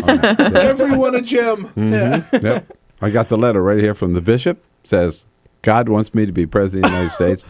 I don't care about Fat Jack's old lady. I one time had to drive a group of people who were all high on LSD from one place to another. And it sounds like that's the conversation they were having. The craziest stuff you could possibly imagine. I think it was a pretty good political move by the governor to say, let's debate. Absolutely. Absolutely. I'm telling you one thing. That debate worth the price of admission. Yeah. That's it. All right. Lots coming up here. Kevin Cirilli here for the half hour, and then we'll have reporters in from Mother Jones and the Washington Post, and talk to one of the leaders of yesterday's big fast food strike coming up. But first, this is the Full Court Press. Just a couple of other stories making news. Try to top that. Yeah. Thanks a lot. Vote Harley. Vote Harley. That's my new motto. Good news. We have the Author of the Year award from the Children's Choice Book Awards. They announced the winner yesterday, and the winner is John Green. Rush Limbaugh. No way. Rush Limbaugh put out a children's book last year called Rush Revere. You remember this? Yeah. Rush Revere and the Brave Pilgrims, Time Travel Adventures with Exceptional Americans. It has Rush Revere and a talking horse named Liberty who travels through time to visit pilgrims and other notable historical events, and he shows up and sort of narrates it. One reviewer said, quote, "It's disdain for even the most rudimentary standards of It has disdain for even the most rudimentary standards of storytelling." But that didn't stop the Children's Choice Book Awards from awarding Author of the Year to Rush Limbaugh. I know, it's fixed. You should write a children's book, Bill. Look, anybody can do it, apparently. I'm thinking about it. You should. We spent a lot of last hour beating up on millennials, so here's a good story. I'm a millennial. Okay, all right. So, spoiled brat. I know. Entitled, spoiled. If anyone back home in Philadelphia, my parents were listening, they would call in and just go ahead. Let's heal some wounds. Yeah. Here's a positive story about millennials. Okay. These three roommates, they bought a sofa at the Salvation Army for $55. They brought it home.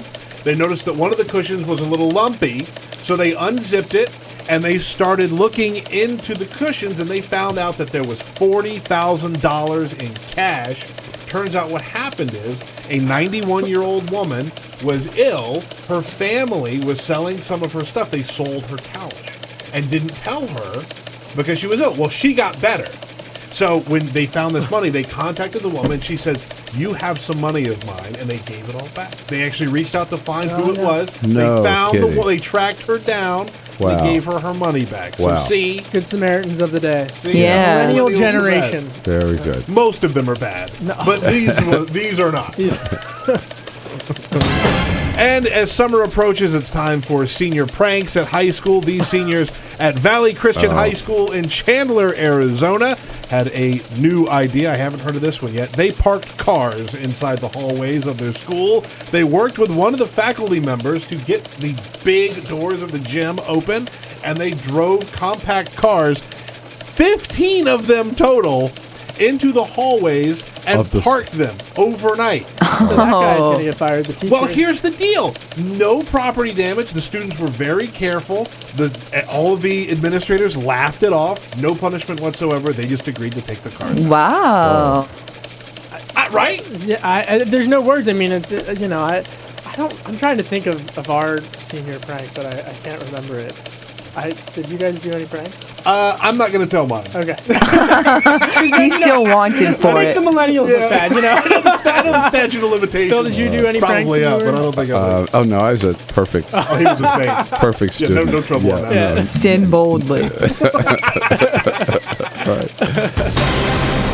By the way, I just have to one other comment from my latest favorite politician, Harley Brown. You might be surprised. He's in Utah, and he's this little redneck in Utah, but he totally supports same-sex marriage. And he said the reason he does because totally crazy good. Because as a cab driver in Boise, he discovered that gay people love each other more than I love my motorcycle. What? There it is. That should be the standard. I wanted to debate between. But that kind of lays it out, right? Sure. Yeah. Him and Rob Ford. I just want to see them go at it. Oh, that would be good. It would be But I awesome. want Jimmy McMillan to be part of that too. Get him involved. The rent's too damn Too high damn party. high. Yeah, it ran for mayor of New York, wasn't it? Yep. Yeah. Jimmy McMillan. Well, short of that, you, Kevin, this week got to cover the Pete Peterson Foundation event here. Yes. Where you heard both former President Bill Clinton and Chris Christie. Yes. Let's start with Chris Christie. He seemed to say, he was asked about the bridge, right? And he said, it's not going to hurt my political career whatsoever because I didn't do anything. This was my first time hearing New Jersey Governor Christie speak in person in a quite small environment, and I was really interested to see how he plays in a room and how he interacts with the crowd. And he is a great public speaker, and he was interviewed actually by CBS News' Bob Schieffer, who even couldn't even hide how much fun he was having interviewing him because he's a guy that actually answers the questions, which can get him in some trouble sometimes. But whether or not you agree with this, the way that he came off was this is, for lack of a better term, water under the bridge at this point, and he's moving forward full steam ahead with his, decision about whether or not he's going to run for president. And he even grabbed some headlines with saying that it would be fun to run against his quote unquote friend, former Florida Governor Jeb Bush. Right. And they're sort of in the same camp of the Republican Party. And what did he say about the wretched economic state of the state of New Jersey? Well, he's got huge deficit. He's got next week. I think we're going to be hearing more from Governor Christie on the economic front, and New Jersey has a state constitutional amendment that requires them to balance their state budget, and so he's going to have to put forth a plan. And he was asked about it. Mr. Schieffer asked him about this. Tried to get some details because I think that definitely whatever plan he puts forth and how New Jersey is recovering from the economy is definitely going to be, if he decides to run for president, a huge deal. And did he? No clues. He fess kept up to no. He didn't. No, he just said, wait till next week. I want to have my announcement. But to see him in a room, and that's what I was really interested in, because especially if he's going to be out there in New Hampshire. He's a good wholesale politician. Yes, and to watch him right after former President Clinton speak, it was a really interesting comparison to see how their different styles, which are both very successful. Now, this is a group of basically financial people, bankers, and everything, right? The Pete Peterson Foundation. And Bill Clinton got some flack or questions, right, about his relations with Wall Street. Some people accusing him of being too kind of buddy with Wall Street. Well, not the Peterson Foundation. No, right. But yes, I think especially this has 2016 implications if his wife, former Secretary of State Hillary Clinton, decides to run, right? Because you have this tension within the Democratic Party that has always existed, Bill, you know this, between sort of the more progressive wing versus the more centrist. And the Clintons are definitely centrist Democrats. And so I think that it opens the door potentially for a 2016 challenger from the progressive wing, someone like, as you guys like to say, the Elizabeth Warren wing of the Democratic Party.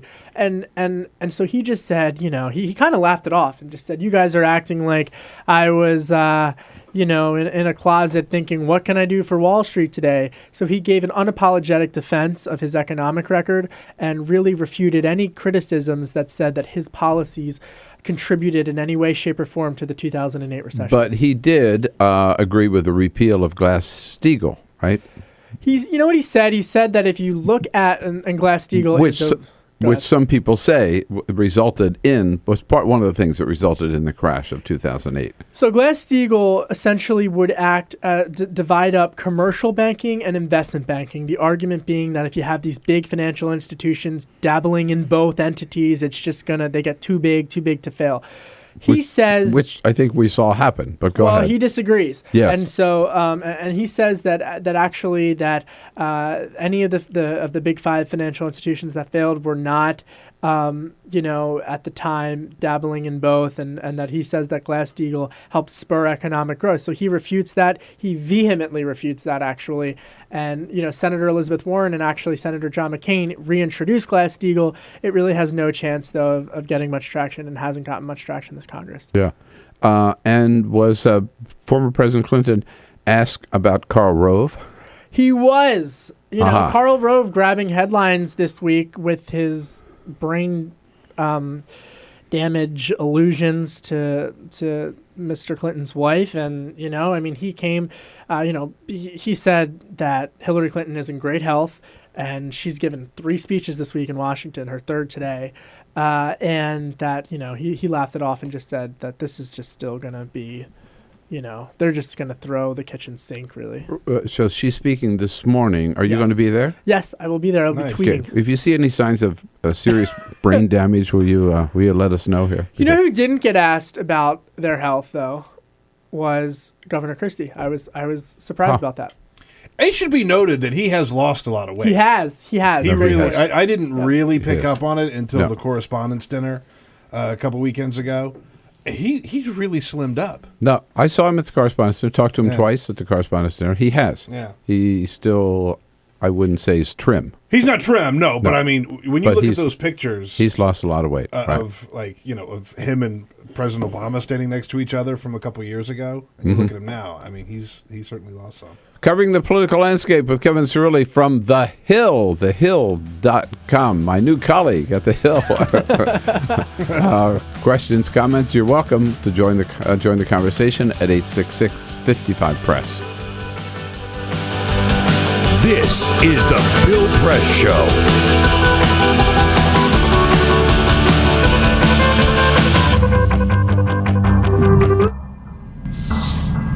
You make it sound very easy to take these 90-degree turns in your career. You went from engineering to law. But there's an awful lot of people at that age who feel they're on a track, they've invested time in learning a career, and they need to see it through to the end, or maybe their parents are pushing them to stay in one route. What is your advice for a young person? Stay away from your parents. Our social entrepreneurs are people who have been on the front lines of social change. I've learned so much from talking with them. This is Cafe Impact, and I'm Jonathan Lewis. My mom is a pretty spectacular human being. We essentially came to the United States as refugees. And that is when I really got to understand who my mom was as a person. Being a refugee in a foreign country, you would think that it would affect you so much. It was like my mom, nothing changed for my mom. What was really at her core and her center was always being with her kids and getting to spend time with them and making sure that they were okay and making sure that they could still go out and play soccer. I knew that if my goal was to go to Liberia and to work on economic justice so that, kids could go to school and have access to a doctor if they have malaria, that if I bet on their moms, we win. I think I just come from a lineage of kick-ass women is all I can say. My grandmother came to this country from Mexico as a single mom with 5 children. And I, have an amazing mother who had 3 children, was going to school, working full-time. I mean, almost my story. But she did that and got her bachelor's degree at 40. And so I had a great role model. When I came home and told my mom I was pregnant, her response to me wasn't, your life is over. Her response to me is, well, I want a plan. You need to, let me know what you're going to do about this because you're now responsible for somebody else. I was the first one in my family to go to college, and my parents were very proud of it. They both had to work. My mom in a factory and my dad in the supermarket, and I was their success story. However, on graduation day, they said, are you going to be a doctor? Are you going to be an engineer? You're going to be a businessman? What are you going to, lawyer? I said, I'm going to join the Peace Corps. And they said, what? My parents were very much opposed to this, and it was very difficult. How much pressure did they put on you? tremendous pressure up until we were leaving from O'Hare Airport for me to go to Peru. My mother questioning me, like, where is Peru? You've never been out of the country. What do you know? Do they have doctors? Do they speak English there? What are you going to eat? You know you like my cooking. I said, Mom, I'm going to be a pioneer. Why do you always have to be the pioneer? Let them do it. Let them come back, and then you go. I said, no, I want to be the first to go. I grew up in a pretty rough neighborhood, so there was a lot of gang activity, and one of my friends actually was murdered on a basketball court when a 15-year-old child shot him in the back of the head. And I was just hopeless. And my mom actually, she brought me to a place of empathy for the kids who were involved in actually murdering him, because my mom sort of said, look, where do you think those kids are coming from? And then she said, so if you're angry about it, do something. Actually change the way this world works.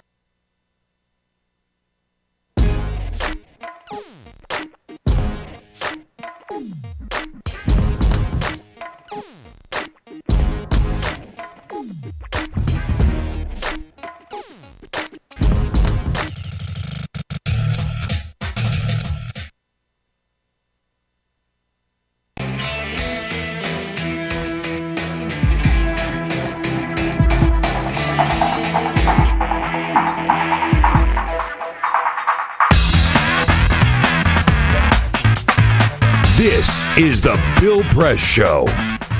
Here we go at 27 minutes after the hour. We're going to talk net neutrality with Brian Fung from the Washington Post in the next segment. Right now, wrapping up here with Kevin Cirilli. Kevin, we just have maybe about a minute left, barely. Coming out of this meeting, hearing Chris Christie and Bill Clinton, what is your take on the economy today and the state of the economy? Well, I think the general consensus, and especially at the Peterson Foundation, that sort of everyone spoke to, is that the economy is recovering, and unemployment now hovering at above 6.5%. Yesterday, we just sort of had some mixed reports with some numbers and lowflation, they're calling it, but I think that it is recovering. But even President Clinton said in his speech, it's going to take probably until about 2020 to have a full recovery. Whoa. And that's sort of, so the pace of the recovery and who folks blame for the slow pace, I think could decide the next couple of elections. But think of that, 2020 for a crash that occurred in 2008. I don't think we've ever seen such a slow recovery in history, right? I don't know. Yeah. None of us remember. Hey, Kevin, congratulations again. Great to see you. This is the Bill Press Show.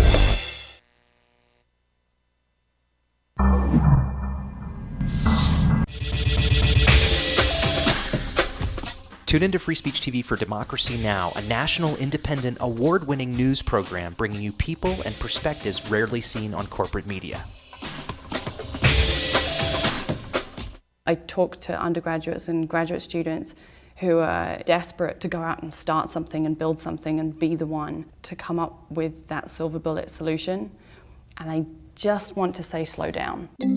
Our social entrepreneurs are people who have been on the front lines of social change. I've learned so much from talking with them. This is Cafe Impact, and I'm Jonathan Lewis. Most of the people you're talking to who want to come into the social change space, are they prepared? If you're early in your career, there's a couple of really important things to do. The first one is just to shut the hell up and don't talk for about 5 years and work really, really hard. The only way you're going to be given more difficult things to do is by solving the ones you're already given. And if you're somebody who's always complaining or wants to be promoted above where they really are, you can't learn enough to start to take on a greater pool of responsibilities. Advice you would give a person coming out of college is go work for other people, make your mistakes on their dime. That sounds like me, absolutely. It does sound like you. And you know who that came from is one of my board members, Eric Buttline. Eric had seen me start a few companies as a young kid. I mean, I started my first real company when I was 16. And Eric said, Chid, do me a favor. I know you have this thing in your head that you think you're this great entrepreneur, but like, go work for somebody for a little while and just learn how things are supposed to be done. And when you're done with that, let's have another conversation about, your next venture. And I think another thing to remember, and this is something that I've really only learned in the past couple of years, is that although the problems are urgent and so important for us to address, I need to have more patience. I'm not going to solve those problems on my own. You're not going to solve those problems on your own. I'm an apprentice in all of this. I'm an apprentice in life. I'm an apprentice in problem solving. I'm not going to change the world until I'm at least 65. That's my goal at this point.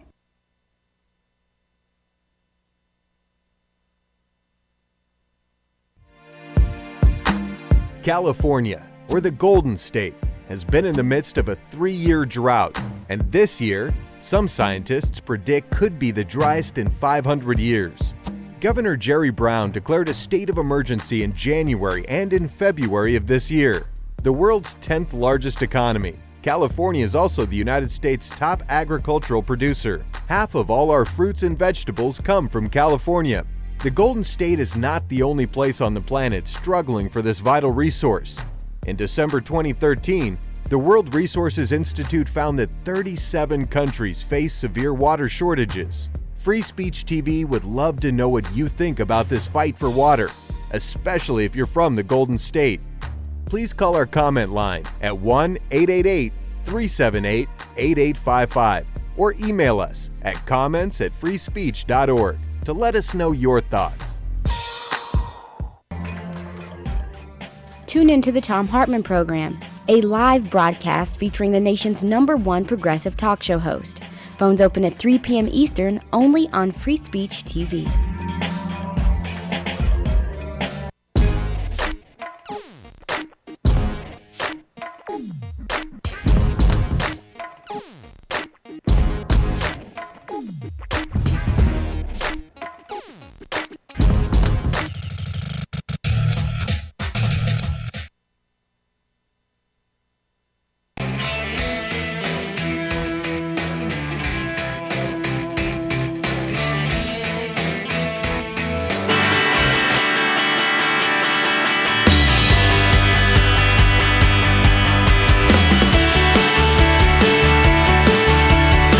Seen on Free Speech TV and online on Talker TV. This is the Bill Press Show.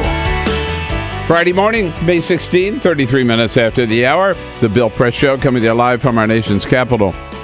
On your local progressive talk radio station nationwide, on Free Speech TV nationwide. And also on TuneIn, that app, that's a free app, TuneIn on the Progressive Voices channel on the TuneIn app, and we encourage you to download it, especially for all of our good friends that we're losing out in Denver and Boulder, Colorado. Stay with us on the TuneIn app. We're brought to you today by the American Federation of Government Employees.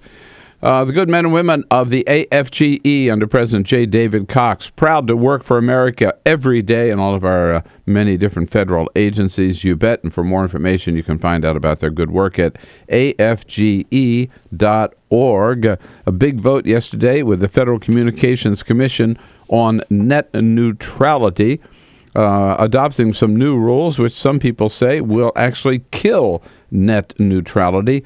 Brian Fung covers these issues as the tech reporter for the Washington Post, joining us again on our newsline this morning.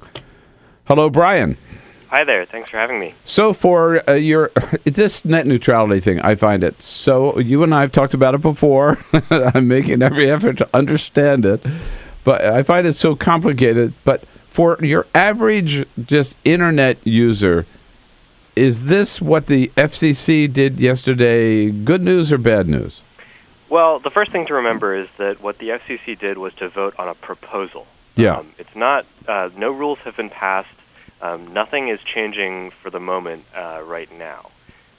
Okay. So that's the first thing to remember. The second thing is to point out that what we're talking about here potentially could change fundamentally how the internet works at a very basic level because of the economics in play. Basically, what the proposal would allow, it's not necessarily enshrining this into law, but it would permit this, is for companies like Comcast and Verizon to charge companies like Google, Netflix, Dropbox, and these other services that average people use on a day-to-day basis, an access toll in order to reach ordinary users like you and me. And so some consumer advocates are upset about that because it could mean that the cost of internet go up. It could mean that some services get speeded up while others get slowed down. But at the same time, the FCC's chairman, Tom Wheeler, made clear that no matter what fast lanes or slow lanes end up emerging, there will be a floor. So whatever internet service you happen to buy, let's say you're buying a 35 megabit per second connection, the internet providers shouldn't be able to slow down traffic below that rate. Right. Let's listen to Wheeler yesterday, sort of defending this new rule and saying it really is, even though, as you point out, I think the result would be fast lanes and slow lanes. He seems to be pointing out it still would be a level playing field. Here's Wheeler. We'll talk about it on the other side. There is one internet. Not a fast internet, not a slow internet, one internet. Yeah, but in fact, Brian, there would be some people who get greater speed by paying more money, right? Well, potentially. And one of the things that the proposal actually asks the public to weigh in on is whether or not paid fast lanes should be banned outright.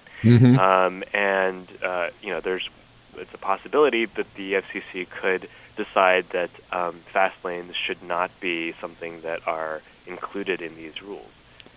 So that option is still out there. I did notice that a couple of the commissioners made the point, right, that now the debate begins. So is there a public response period allowed here before they make a final decision about adopting this proposal? There is, and that period has actually been lengthened from the standard period of about 45 days. Now it's about 60 days for opening comments, and then there will be another 60 days worth of reply periods for reply comments. And so altogether that adds up to about 4 months worth of reply opportunity, which brings us to September. Now, the FCC has said that it wants to make a final decision on those rules by the end of the year. So sometime between September and December 31st, I think it's pretty likely that we'll see some kind of final decision. Do you expect Congress to get involved in this decision at all? I mean, this is a big deal, right? Well, it depends. One of the things that the FCC has been considering doing is regulating broadband companies much more heavily, akin to phone companies. And the way that they would do that is through something called Title II of the Communications Act. And put simply, that's the law that is the FCC's congressional charter. And consumer advocates have been pushing for this, but so far the FCC has resisted going down that road, although it said, we're going to keep all options on the table here. But they've resisted this mainly because it would be very politically controversial. People who are in Congress, Republicans mainly, who oppose the idea of greater regulation on internet service providers, would make a big stink and potentially threaten the FCC's budget. So there's a lot of politics wrapped up in this. Yeah, absolutely. And it's an extremely important issue because so many of us spend so much time online and want access to everything. It certainly bears worth watching, and for people to feel strongly enough about it, it bears weighing in on over the next 4 months when you have an opportunity to do so. Now, we could talk a lot more about net neutrality, but I can't let you go because I need to ask you about another story of yours I saw, which is a subject that just intrigues me about driverless cars. And there's a New Yorker piece on this a couple of months ago, right? I mean, some of these are actually on the road already. And you asked the question about who's responsible, right, or who do you blame if a driverless car actually gets in a crash? That's right. There are a lot of complex legal questions that come into play when we take humans out of the equation for, take their hands off the wheel.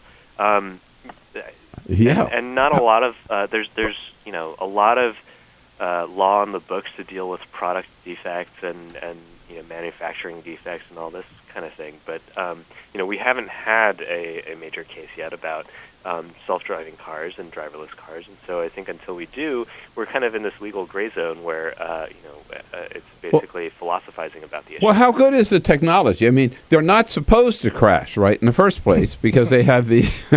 I hope not. Well, right. I mean, they have these built-in brakes or whatever that they can detect something in the road. They detect a car that gets too close, right, and they avoid a crash. What are they called? Crash avoidance systems? Isn't that what they're called? Yeah, and what you're pointing out is really one of the most interesting pieces of this issue, which is that automation is already here. It's not as though one day we're going to have the roads filled with self-driving cars, at the flick of a switch. But you have already a lot of cars come built in with lane guidance and crash avoidance, as you said. And those are all sort of rated along a scale by the federal government. So I think as the question that you raise is, whether those systems, if they're designed not to fail, but what if they do fail?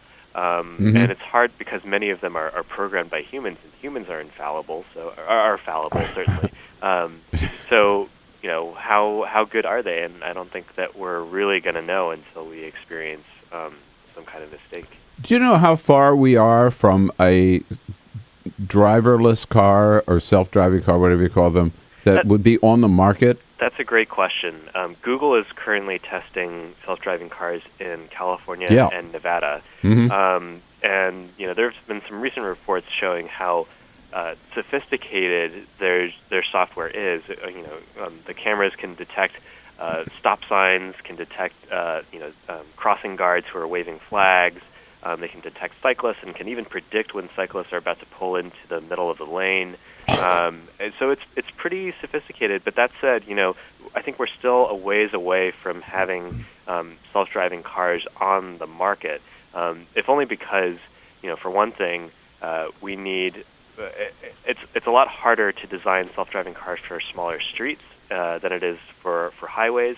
Yeah. There are also, what you actually might see is a self-driving car that takes over a portion of the road. You're driving and then you reach a stretch of road that has been approved for self-driving cars. Yes. And then the self-driving car takes over. Right. That's what I was thinking.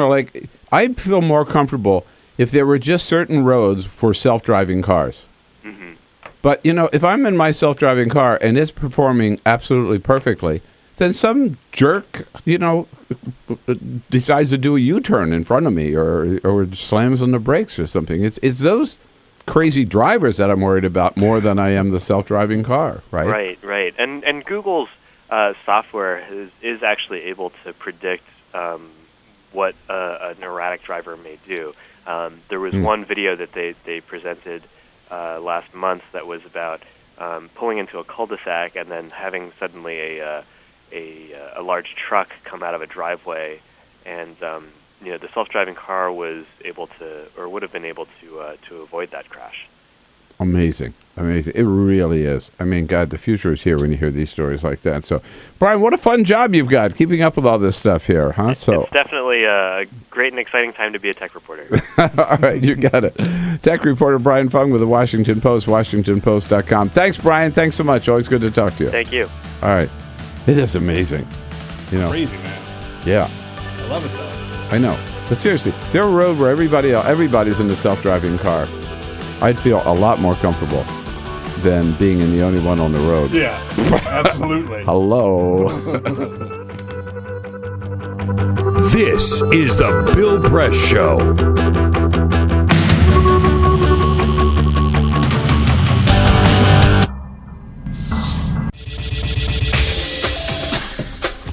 Tune into Free Speech TV for Democracy Now!, a national, independent, award-winning news program bringing you people and perspectives rarely seen on corporate media. I'm the retired bishop with the Episcopal Church as the bishop for all chaplains in federal service.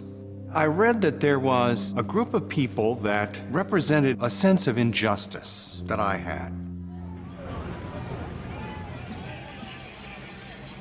We'd lost Zuccotti. I mean, there was a kind of a hope that maybe Trinity Church would be gracious and give refuge. We picked this day where we would gather and demonstrate that Trinity was closing its ears to what was happening. We marched around the block, and I realized that, my goodness, they're carrying a ladder. And I thought, well, this is the moment.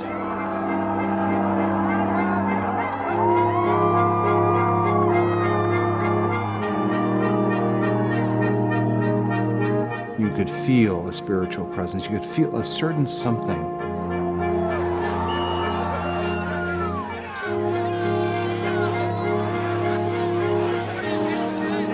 And then the cops came in. It got brutal. I'm with you right here. Robin, I'm here. The church needed, in this moment in history, to stand alongside of these protesters. The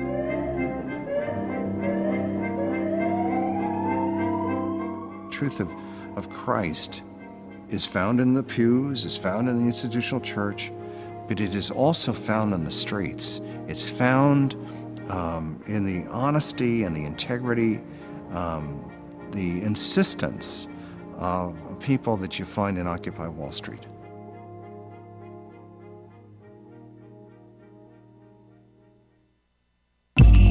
Tune in to Gay USA with hosts Ann Northrup and Andy Hum for in-depth coverage of lesbian, gay, bisexual, and transgender news. Watch Gay USA every week, only on Free Speech TV.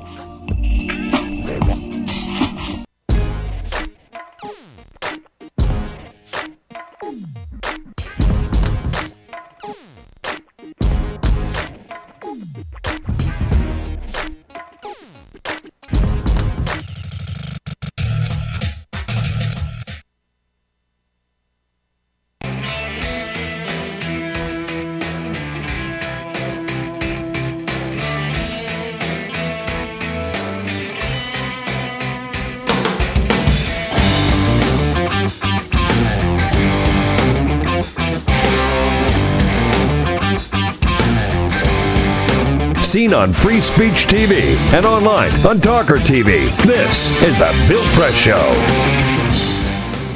Here we go at 12 minutes before the top of the hour. In the top of the next hour, Asawin Suebsaeng is going to be here from Mother Jones to talk about the latest in entertainment news. And then we'll be checking in with one of the leaders of the fast food strike yesterday. Just talking with Brian Fung from the Washington Post about net neutrality and the proposed new regs that were voted on, approved 3-2 yesterday by the FCC, which would allow some companies. I'm going to boil it down the best I can for someone who is not a tech editor. Mm-hmm. But these rules would allow some companies, some of the big internet companies, to pay more and therefore get faster delivery of their content, so there will be certain fast lanes on the internet, and then everybody else would just have to go chug, and some of the smaller companies and new upstarts and everything would not get the same level of treatment, right? That's how I hear it, yeah. Or access. Yeah. Which I think does destroy net neutrality, and I think it's a bad deal. I'm surprised that the Obama administration would go along with that. Jesse is from down in Miami. I think last I checked, Miami's still not yet underwater, right? Is that not right? Yet. No, not yet. But Miami Beach, South Miami Beaches. They got to put some pumps there to keep the water out from high tide. They better do it soon, Jesse. That's right. How are you? Good morning. That is true. Hey, to net neutrality. I think net neutrality is like a new kind of Jim Crow, separate but equal. If they're going to use the money to build for common pipes or roads for everybody and then charge extra for using certain parts of it, that's almost like the way the schools and where they put high-speed lanes on I-95. It's the same thing. It's separate but equal. We have to use that same understanding or context to say that no, this is not right. I think that's a good way to put it, Jesse. I think that's an argument everybody can understand too. You bring it home to something we're all familiar with. Absolutely. Yeah. Separate but absolutely. equal, which is not fair, and it's un-American. And to put it into terms of like real tangible ideas, right? So let's say you're on a highway and you pay a lot more to drive on the right side of the highway and not have a speed limit, whereas those that can afford to pay maybe have to go 30, 40 miles slower. Yeah. So the argument is, well, you're still going to get there. Yeah. But this other team that's putting up more money has more advantage, and that's not what the internet should be all about, in my humble opinion. By the way, just got to get this out there because just a quick comment on all this flap about Jill Abramson, fired as executive editor of the New York Times. The Times is insisting, and we still don't know all the answers here. I want to be careful, but the Times is insisting she was fired because she was not a good manager and there were too many complaints about her. In other words, she was too bossy. Yeah. Well, they don't say that about men being too bossy. That's like saying African Americans are too uppity, right? You know. So there seems to me a little sexism involved in that as well. But also it could be worse than that because the New Yorker, Ken Auletta, is reporting that she was really fired because she realized she wasn't making as much money as the man who had the job before her. And she raised that issue with Arthur Sulzberger. He wasn't happy, so he fired her. And the Times points out that they said she was making comparable to what he was doing. Well, Ken Auletta is back up with another story this morning showing that at every step of her career in the New York Times, she was paid less than the man who had that same job before her, right?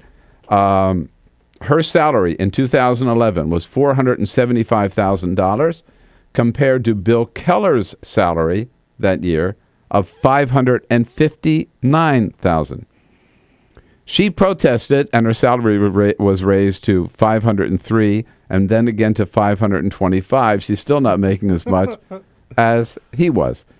When she was managing editor, she was paid $398,000. Which was less than the guy that had that job before her was making.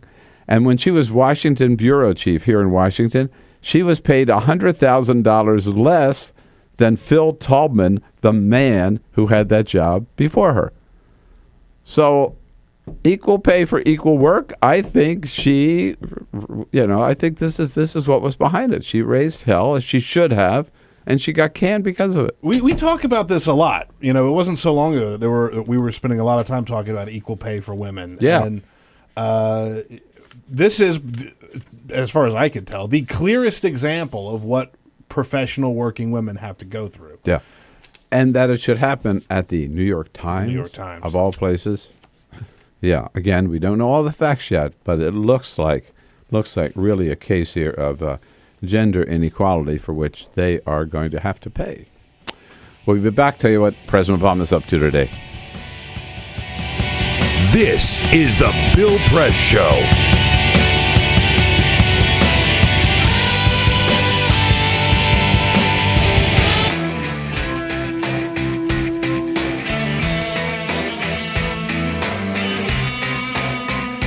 Hey, a lot of good stuff so far, but we are just getting warmed up, folks. Just getting warmed up for hour number 3 coming up soon. And unfortunately, we lose you on Free Speech TV, but we got a fix for you. And that's our video stream. You can get it anywhere on the planet. Talker TV, TAWKR TV, youtube.com/Talker TV. In the next hour, we'll take a look at Godzilla and other good things coming up entertainment-wise for the summer. And we'll also talk to one of the leaders of the big fast food strike yesterday across the country. So hang around for hour number 3.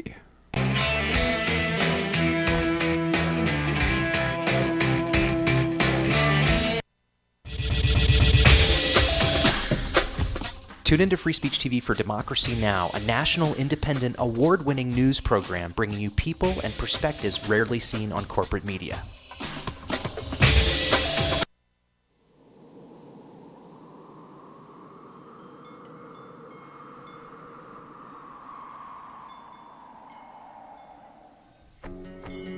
I probably would make a time machine. I would make medicine for the sick. I'd probably invent something new.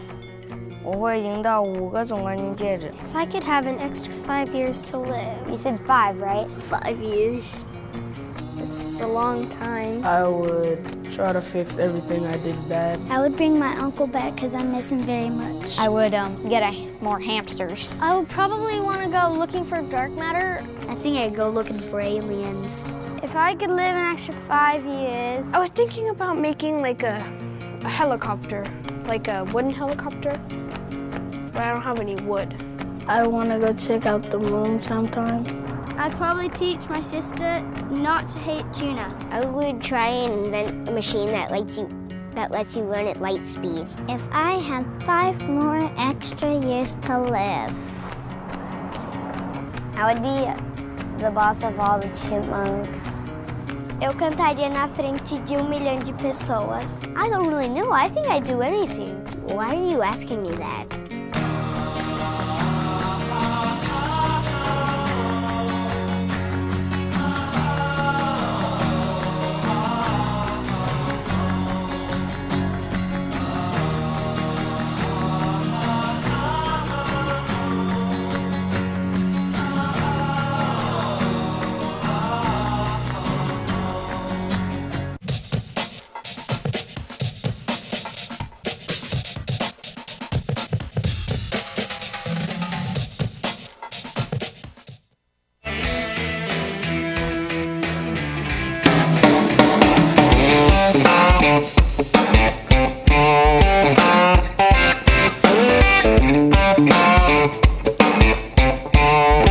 This is the Bill Press Show.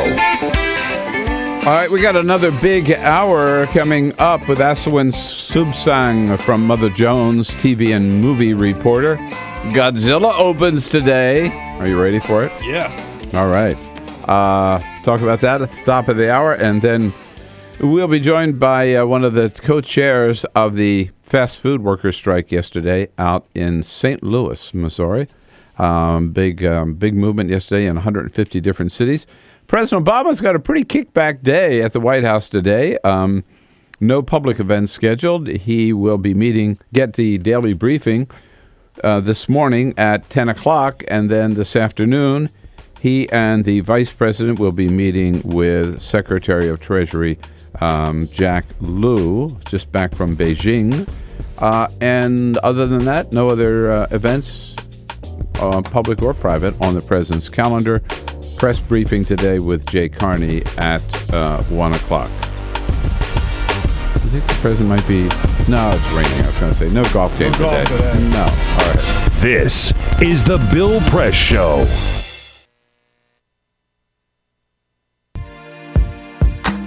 California, or the Golden State, has been in the midst of a 3-year drought, and this year, some scientists predict could be the driest in 500 years. Governor Jerry Brown declared a state of emergency in January and in February of this year. The world's 10th largest economy, California is also the United States' top agricultural producer. Half of all our fruits and vegetables come from California. The Golden State is not the only place on the planet struggling for this vital resource.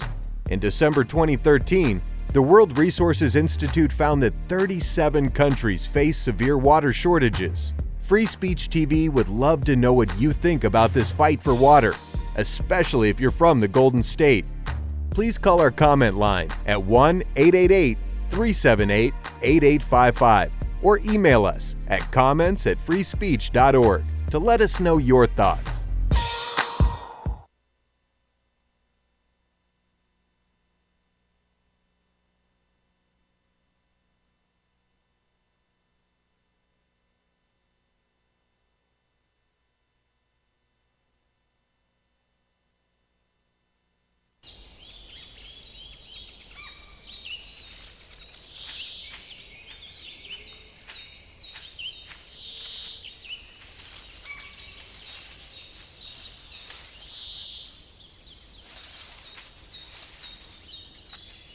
At Earth Justice, we defend the environment in the courtroom.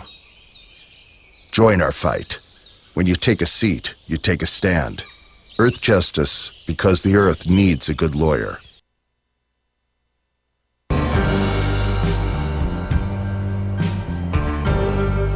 I'm a Piston fan. Their slogan was, "We come to work." That's what Detroit about. That's why they used it. It's a team thing. They won 2 championships, a team. There was no star. No mayor can come in here and be a star. It's a team thing. No governor can come in here and think you can do it by yourself. It's a team thing. You got communities. They got ideas too. The only thing wrong with Detroit, people have lost hope here. Residents, city workers, so much corruption. They lose hope. But I grew up here. I love this city. I think it can come back.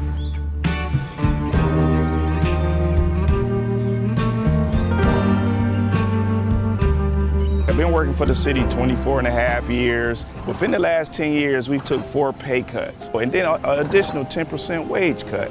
I've lost a home.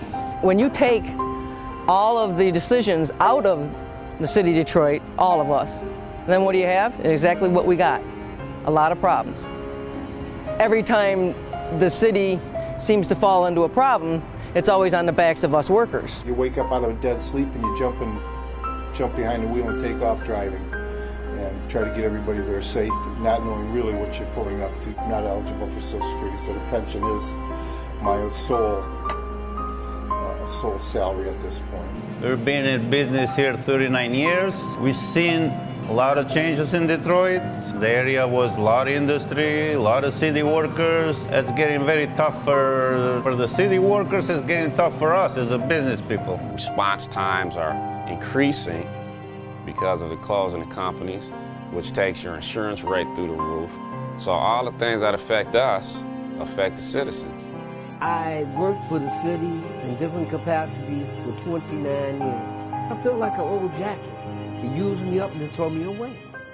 In my condition, nobody's gonna hire me. I'm 68 years old. Half the times, I can't get my blood pressure medicine. It's either feeding myself blood pressure or paying bills. $754. By the time they take all the deductions for I have my car insurance, my house insurance, and my health insurance taken out. So the time they take all that, I'll get about $300 after they take all that out. I don't understand it. I can't see how the governor's allowing this to happen and what they're doing and they want to blame it all on the seniors. Not only the seniors, but the city workers. And we worked hard. I know I worked hard. I've been in Detroit since 1946. I was 14 years old when I came in. I don't live large at all. I wish I could. I don't know when the last time I've been shopping. I only get $1,100, and I'm 81 years old, and I need every penny that I can get and that I do get. And I'm very, very upset about the idea of them taking away my pensions that I worked 30 years for. I think it's terrible that they talk about Detroit like they do, because Detroit has been very good to me. I have a lot of city workers coming in with their uniforms on, Detroit Water Department, Police Department, Fire Department. I get a lot of people, the Border Patrol come in. So if I lose that customer base, I'm going to be in a position where I might have to close down. If they take away their pensions, if they start cutting jobs, it's going to cut into a large percentage of not only our business, but other businesses that are in the city of Detroit. We're here. We've been here for 26 years. We're still trying to do business in the city. Detroiters are survivors. They tough. They adapt. But only can do so much when your politicians are ahead of you and we're not on the same team. We're not going to let Detroit be erased, bulldozed to where. We're going to fight to the bitter end. Detroit going to survive.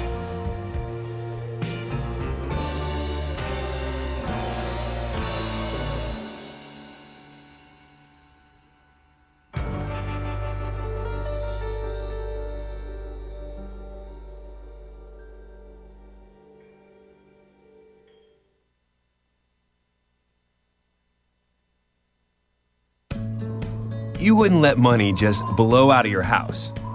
So when your AC or heater is on, make sure the doors, windows, and fireplace flue are shut tight. If you're headed out, turn down the AC or lower the heat by 10 degrees. And always keep your water heater set at 120. A little bit of common sense goes a long way. Get more great tips at energysaver.gov. So, I'm kind of new here, but I've noticed a trend.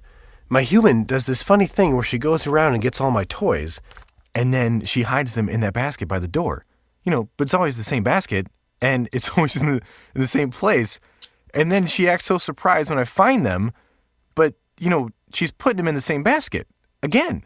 It's like, hello? That's where you put it last time. You were the worst at hide and go seek. A show. I don't know who's going to be the NBA champion this year, but it's not going to be the Wizards. No, they wrapped it up last night. Pacers came through, and the Wizards did not. Hey, good morning, everybody. What do you say? Great to see you this morning on a Friday morning.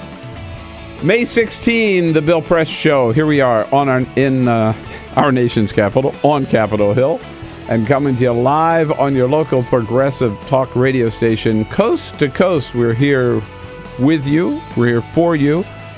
And worldwide, you can catch us on our video stream at Talker TV, youtube.com/Talker TV. How about it? So exciting. Good to have you with us. And don't forget, we're only half of the show here. You are the rest of the show, and you can express your opinion anytime by giving us a call at 866-55-PRESS, by sending us your comments on Twitter at BP Show, and on Facebook at facebook.com/Bill Press Show. We've got it, the team here this morning, Peter Ogburn and Elisa Murphy. Hey. Hey, Wrapping good morning. up another week. We made it all the way through to Friday. Happy Friday. Can't believe it. And boy, it's rough out there today. Washington, D.C. It's dumping. We all just got flash flood warnings on our iPhones during the last hour. It's no joke. No, it's no joke. Big rainstorm out there. Alicia Cruz is here on the phones. We all made it in. We're not sure we're going to make it out, I guess, this one. And Monty Canceller here on the video cam, keeping us looking good on that Talker TV. And, it's Friday. We like to kick back, think about what movies and what other special shows we might want to see this weekend. Asawin Suebsaeng is the media, TV and movie reporter for Mother Jones, joining us again in studio this morning. Asawin, welcome back. Thanks so much for having me. Nice to see you. Everything good at Mother Jones? Can't complain. My question is, why aren't you in Cannes? Why aren't I in Cannes? This is the film festival in Cannes. I thought every self-respecting movie reporter would be in Cannes. Well, two things. A, I'm not Charlize Theron.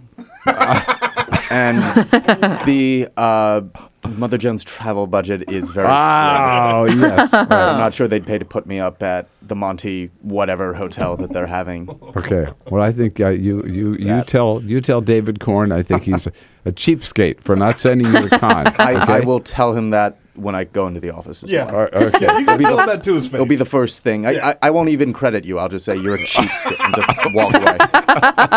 Good advice, Bill. I think it might be better if you tell him I said he's a cheapskate, but it's up to you, however you express Deal. it. All right, deal. We got it.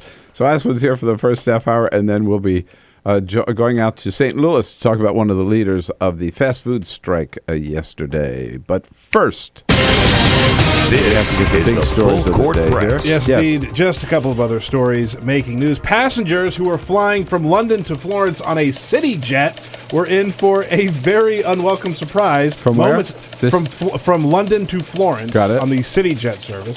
Moments after takeoff, they heard a loud bang, and then passengers look out the window to see that one of the wings had snapped. Oh, no. The airplane was able to stay up long enough to make an emergency landing, and no one was harmed. Whoa.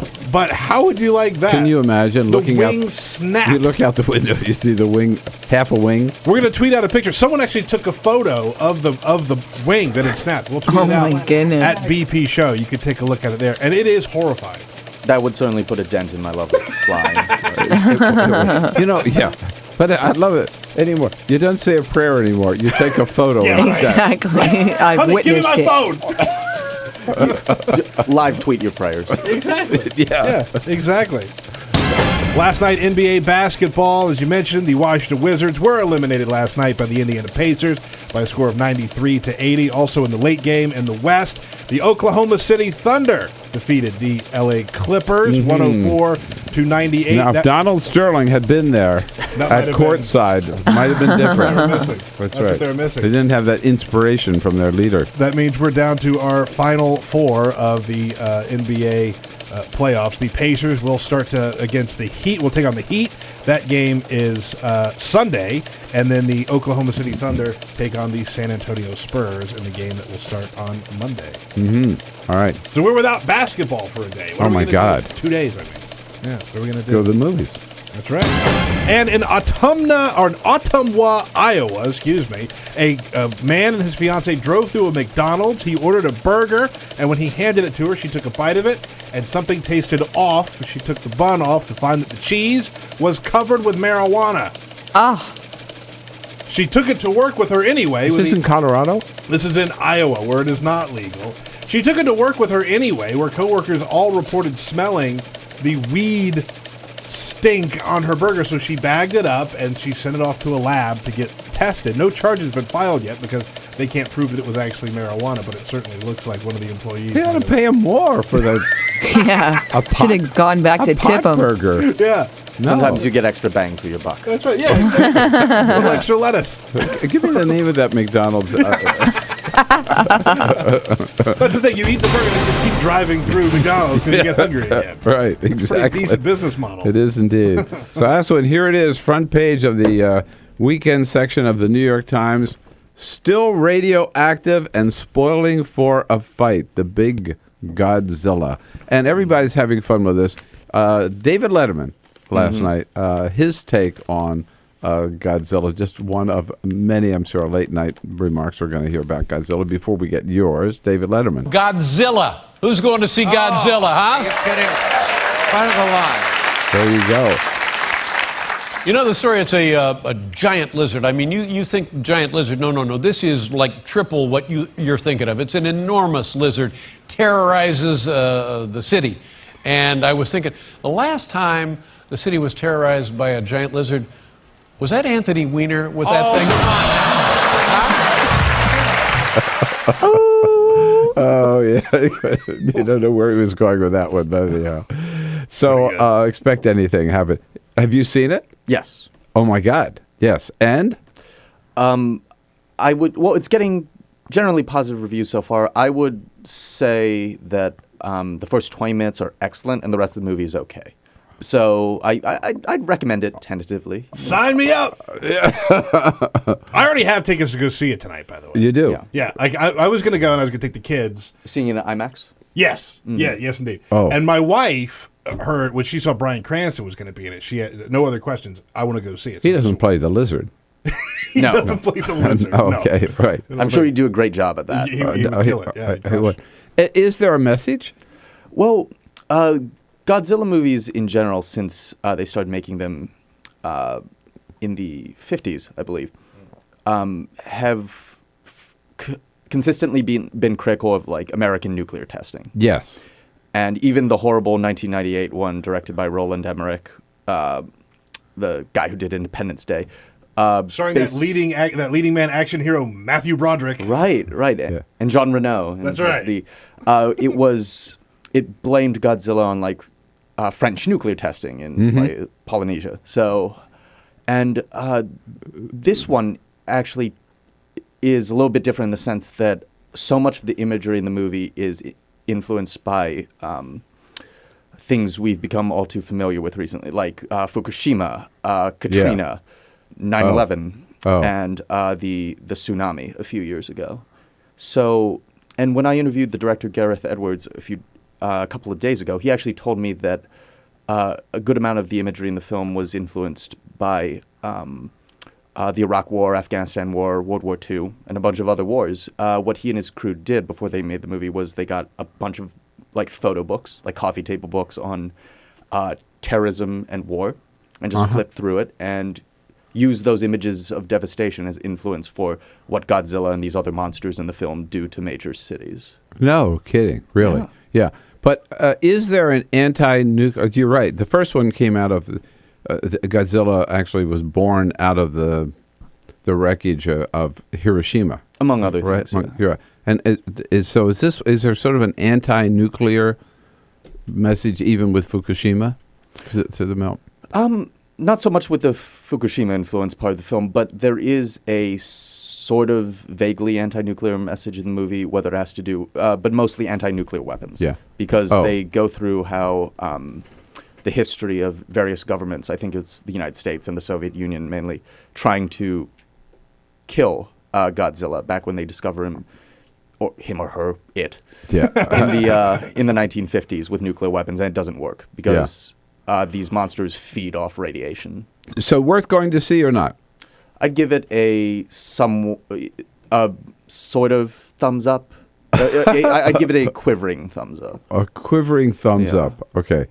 Or for 5 stars, you'd give it 1.5 stars, 2 stars? No. I'd give it like 3.5. 3.5. 3.5. Oh, okay. All right. I'll go see it.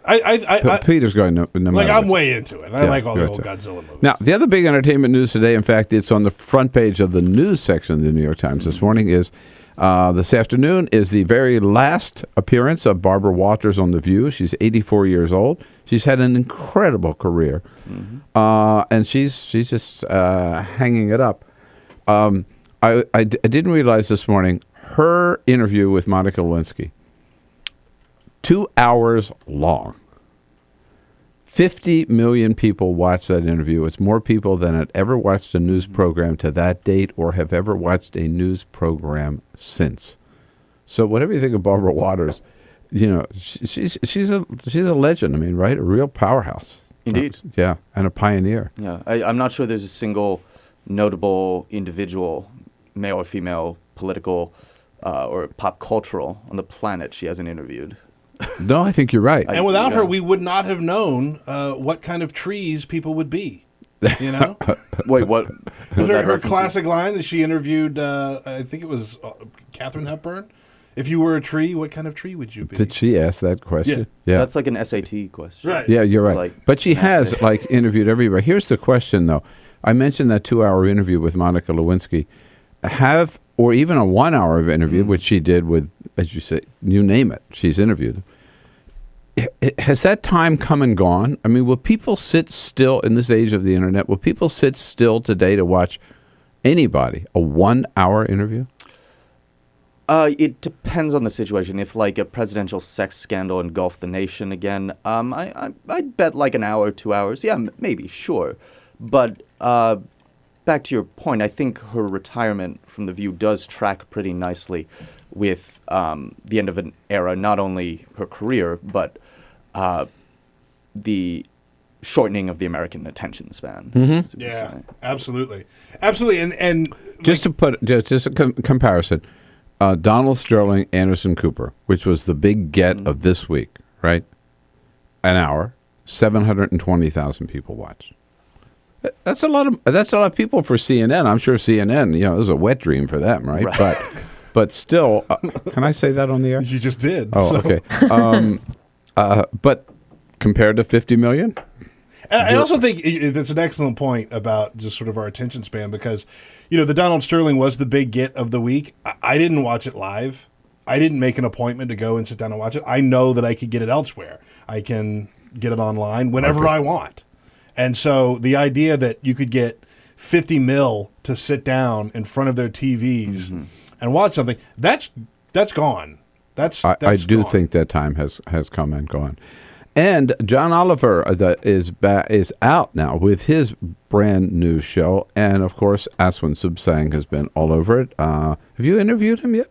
Mm-hmm. Yeah. All right. At motherjones.com this morning, the interview I did with him ran. All right. Tell us more about it when we come right back from this break. And your questions, your comments, you're ready for Godzilla. 866-55-PRESS. Friday morning, The Bill Press Show. This is The Bill Press Show.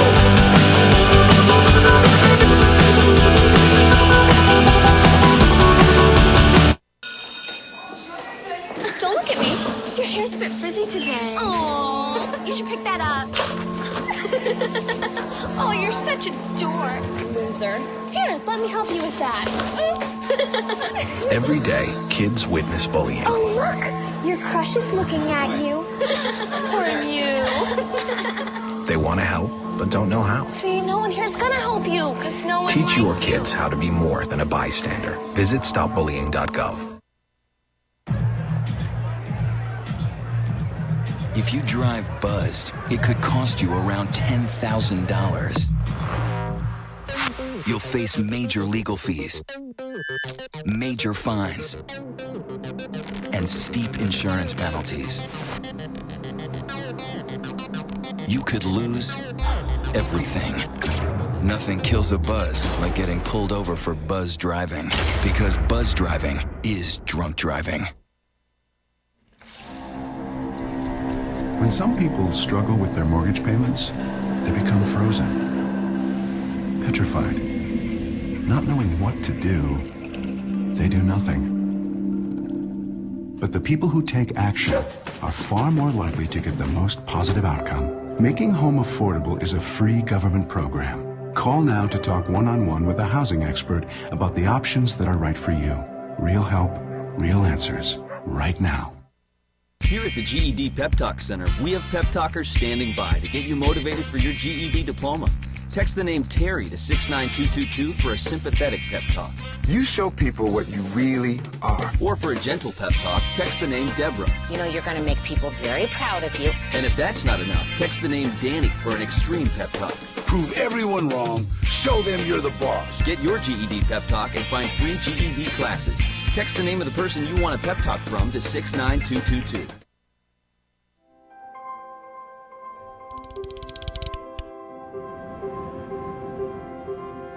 Did you see the world differently?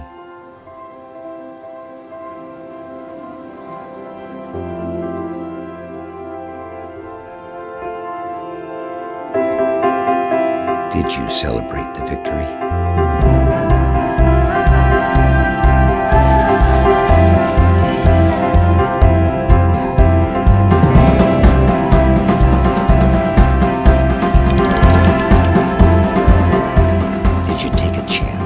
So today, I state clearly and with conviction America's commitment to seek the peace and security of a world without nuclear weapons.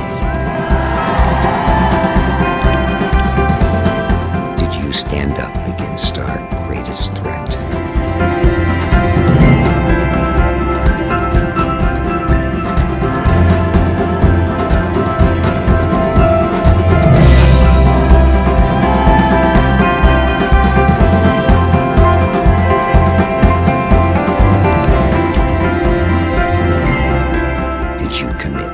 Change the world.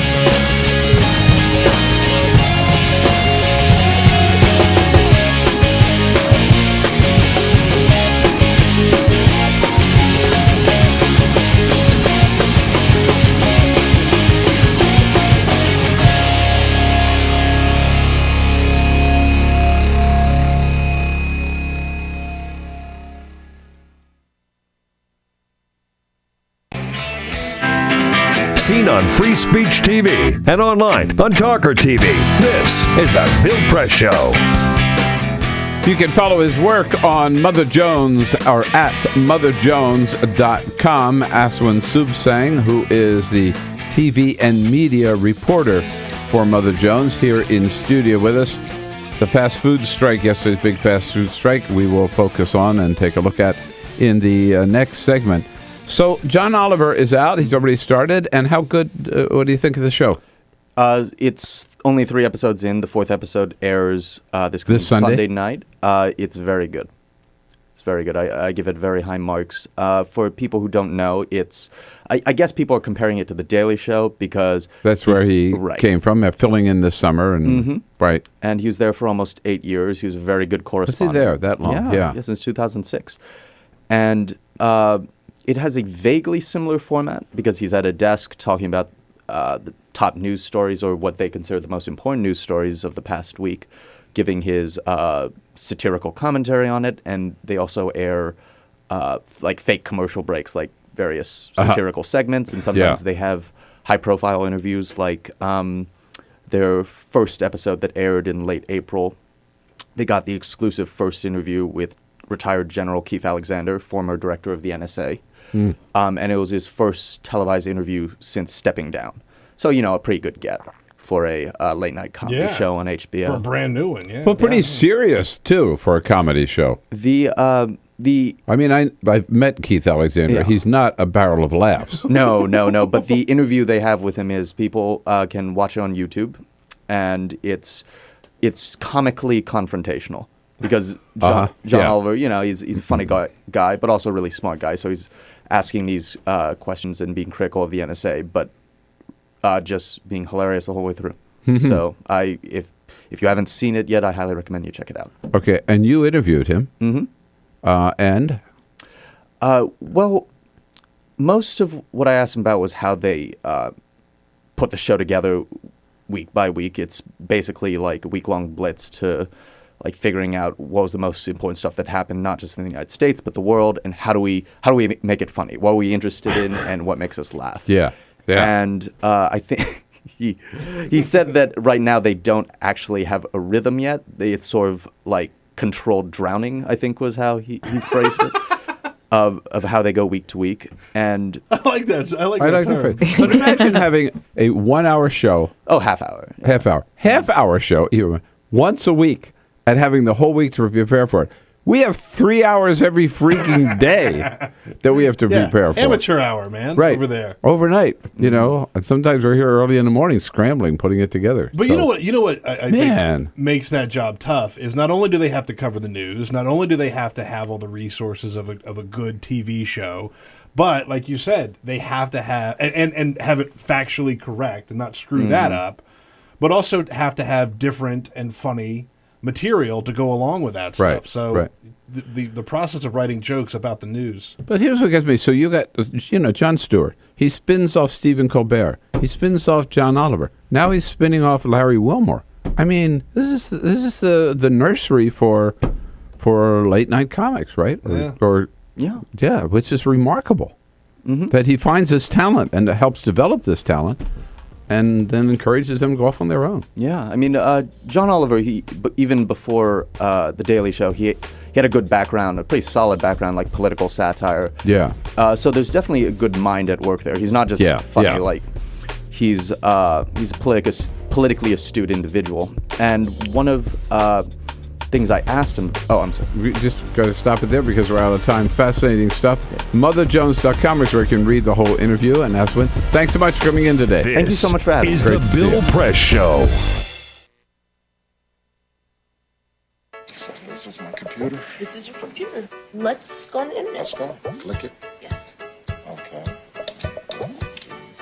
I cursor in between the R and the E. Pressing down, I want you to just push the area. She's gonna love me all over again. That's it. Jamaica, here you go. Here we go. Good job. Thank you. Thank you. And I did it by myself. Feel smarter. So, I'm kind of new here, but I've noticed a trend. My human does this funny thing where she goes around and gets all my toys, and then she hides them in that basket by the door. But it's always the same basket, and it's always in the same place. And then she acts so surprised when I find them, but, she's putting them in the same basket. Again. It's like, hello, that's where you put it last time. You were the worst at hide and go seek.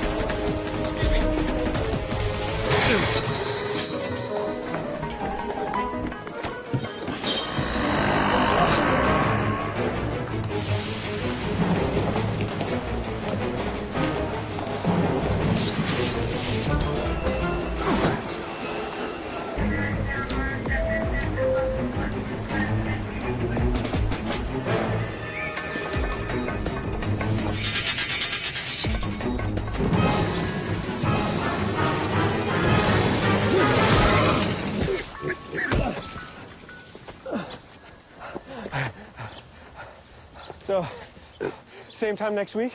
Well, of course. Put away a few bucks, feel like $1 million. For free tips to help you save, go to Feed the Pig.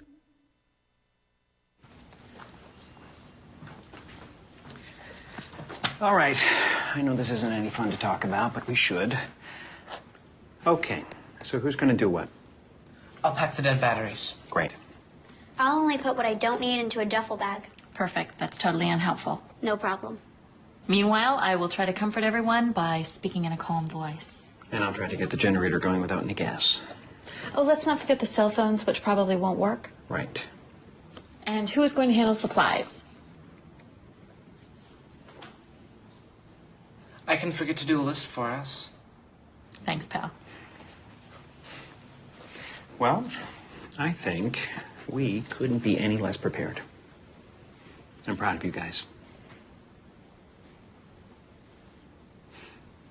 Talk to your kids about who to call, where to meet, what to pack.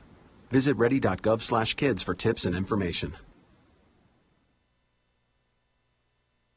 Hey, thanks for stopping by. You know, I followed your character since the first episode. I'm a big fan, big fan. Thank you. And listen, your storyline, it makes for incredible TV drama. Thing is, your drug use is very adult content. Too adult for the kids. So I'm gonna have to block you. Oh, man. Yeah. Well, have a good one. You're a nice lady.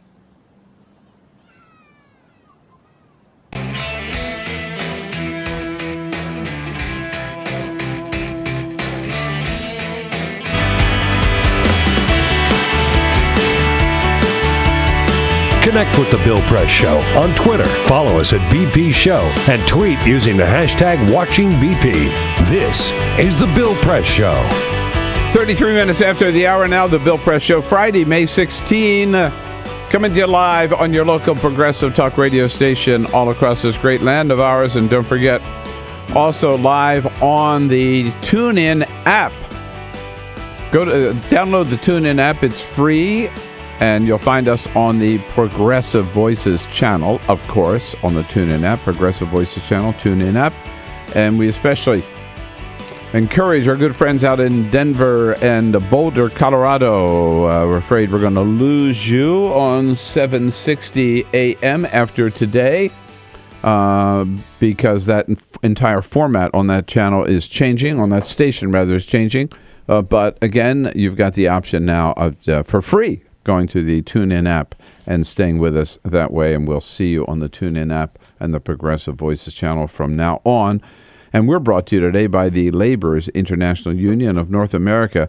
Good men and women of the Laborers Union working hard to build a better America every day under President Terry O'Sullivan, you bet. And you can find out more information about their good work at their website, LIUNA, L-I-U-N-A, LIUNAbuildsamerica.org. Well, yesterday, a big day on the labor front for working families nationwide in 150 different cities in this country. Fast food workers and their supporters, community organizers and members of the clergy and labor unions, supporters all going out in support of these fast food workers in 150 different cities in the country. A big events in St. Louis. And we're joined by Martine Rafanan, who is the co-chair of the St. Louis Workers' Rights Board, also community director of the fast food workers in St. Louis and 7 states. Martine, good morning. Thanks for being with us. Great to be with you. So tell us about yesterday in St. Louis. What was the event or the events and how many people showed up? Tell us all about it. Well, we had a great day yesterday. Over 200 workers took a 24-hour strike. They walked off the job. There were hundreds of community supporters, also clergy, students, community leaders, labor leaders who joined in here in St. Louis. We also had actions in Kansas City, in Springfield, and in many other parts of the Midwest, as you know. We had over 150 cities that either were on strike, that had fast food strikes, or had solidarity actions and this was across the globe. So we had 9 new countries engaged in the fast food effort, and so it was a global day of action for fast food workers, and really spectacular in so many people coming together to fight for better wages and the right to form a union without retaliation. This is one of the best organized labor movements I've seen ever in my lifetime. And it's been going on now for about a year, focused year and a half. Year and a half, is that right? Yeah. Mm-hmm. And with very, very successful protests, the one day, it was one day here for a while. It was one day here and then one day there and one day there, and got a lot of attention. Now this whole massive effort yesterday. Have you seen any progress, any response, any bending on the part of these fast food restaurants, Martine? I would say that we've seen victory after victory locally. Obviously, community leaders are, standing behind workers who are doing a spectacular job of organizing themselves and telling the story of needing a better wage, needing benefits, needing more respect in the workplace, a voice in the workplace. They're moving forward in a spectacular manner, and they actually are inspiring community leaders to really come in behind them and support their efforts. So, for example, here in St. Louis today, we'll walk back over 200 workers to their jobs with community leaders. Yeah. And that's going on right now. As we speak, there are workers being returned to their jobs by community leaders who are standing with them, letting managers know that we expect to see no retaliation because these workers have been on a legal 24-hour strike, and that if there is retaliation, then the community will respond and will work hard to make sure that a worker goes right back to their job and is effective in doing that. So these how is that possible? These chains cannot fire these workers for going on strike for a day? Well, they are on a legal 24-hour strike, which means that we provide full documentation to the store, to each of the stores, and that when the workers return, we also return with documentation indicating that the worker was on strike. So these workers have a legal right to strike, to work for, and to come together to seek a better wage and to seek the right to form a union. And so we just want to make sure that management understands that this is exactly what has happened, that these workers will continue to be engaged, and they'll be developing their stores. So it's not just the day of the strike. These workers are going to continue to talk with their coworkers and see if more and more fast food workers can join the movement. Now, we know in Seattle, they voted to raise the minimum wage to $15 an hour just recently. Do you see that happening in St. Louis or Kansas City? I think that there will be many places where wages will be improved. I think that that's a foregone conclusion at this point. That will happen. As a matter of fact, one of the spectacular victories was at McDonald's just several weeks ago indicated to their shareholders in a public statement that the strikes were having an impact on them, and that very likely they would be increasing wages. So, and told their shareholders pretty much to prepare for that. Yeah.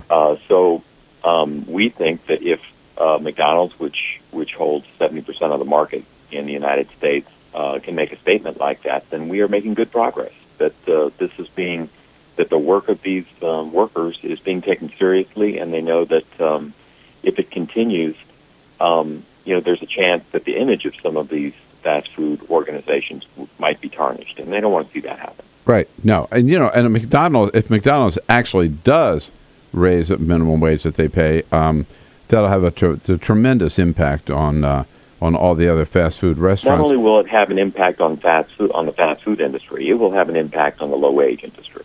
Yeah. All the way across. Mm-hmm. And so that we're very encouraged by the ongoing work of these, very courageous workers, because frankly, I'm a minister here in the St. Louis community, and frankly, I'm inspired by what they're doing and want to see them have as much space as possible to continue their efforts. Remember, this is like just a year and a half's worth of work. Yep. this isn't going to be an easy struggle. People are going to need to stay engaged and stay focused for a long time, because if we want to win, that's what's going to be required.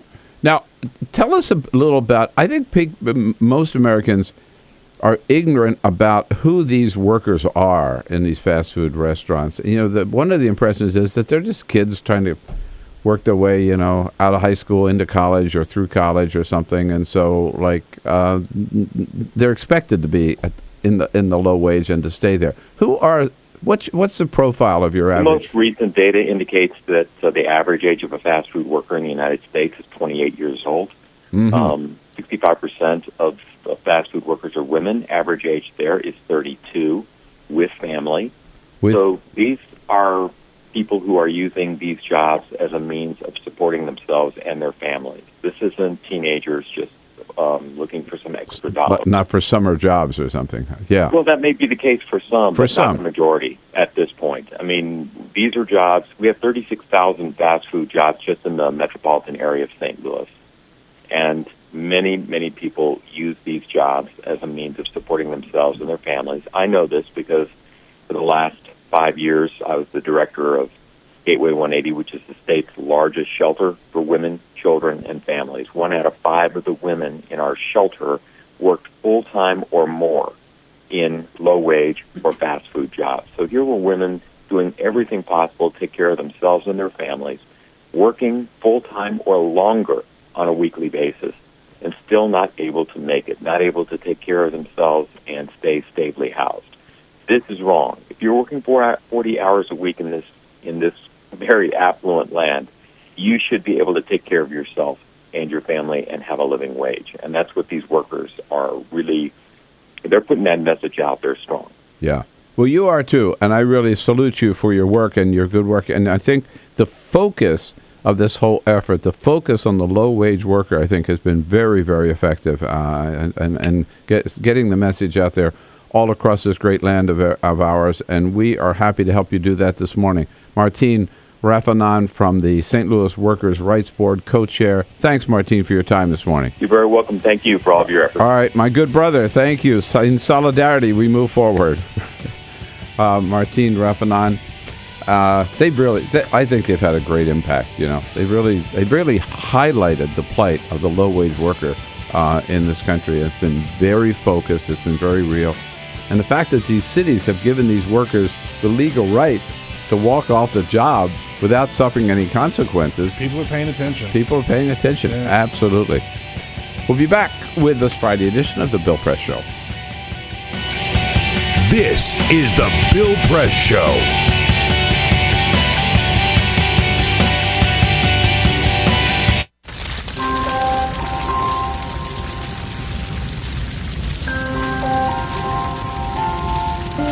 A single ember that escapes from a wildfire can travel more than a mile. That single ember can ignite and destroy your home or even your community. You can't control where that ember will land, only what happens when it does. Get Fire Adapted now at fireadapted.org. Columbine, Virginia Tech, Tucson, Aurora, Fort Hood, Oak Creek, Newtown. Newtown, Newtown. Newtown. How many more? How many more? How many more colleges? How many more classrooms? How many more movie theaters? How many more houses of faith? How many more shopping malls? How many more street corners? How many more? How many more? Enough. Enough. Enough. Enough. Demand a plan. Right now. As a mom. As a dad. As a friend. As a husband. As a wife. As an American. As an American. As an American. As a human being. For the children of Sandy Hook. Demand a plan. No more lists of names. It's not too soon. It's too late. Now is the time. Before we all know someone who loved someone on that list. No more lists. No more. Who they might have been. No more. If we had just done something yesterday. It's time. We can do better than this. We can do better than this. It's time. It's time. It's time for our leaders to act. Demand a plan. Right now. Right now. You! Demand it! Enough. Enough. Enough. Enough.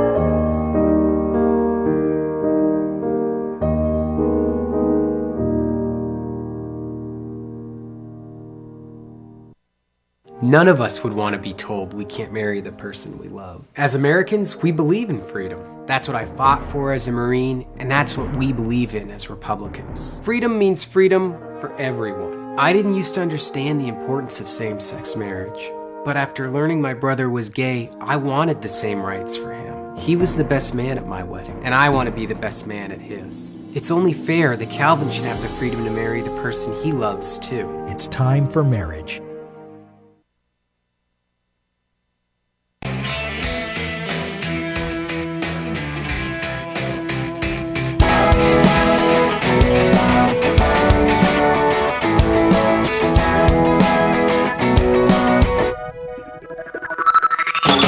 Seen on Free Speech TV and online on Talker TV. This is the Bill Press Show. 13 minutes before the top of the hour, here we go on a Friday edition of the Bill Press Show. Good to see you today, this May 16. And did I mention it's Friday?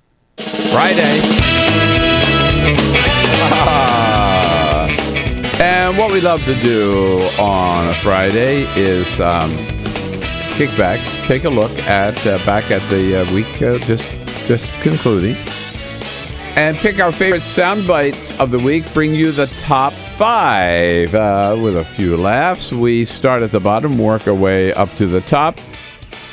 Well, climate change, it's impacting every corner of this country, says the recent White House report. Everybody believes it, but not Marco Rubio.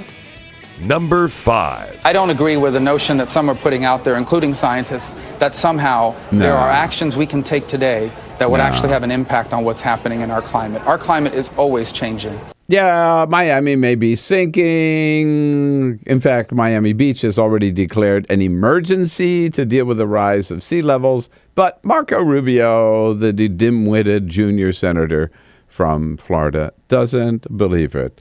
Well, Barbara Walters, today's our last day on the air. She is stepping down. She was on Saturday Night Live last weekend and gave her advice, the secret of her success. Number 4. It is fine to make people smile, but the real money is in making them cry. Nothing brings in the viewers like seeing a celebrity reduced to tears. You may think, oh, I'm really feeling bad for them, but all I'm thinking is, ka-ching.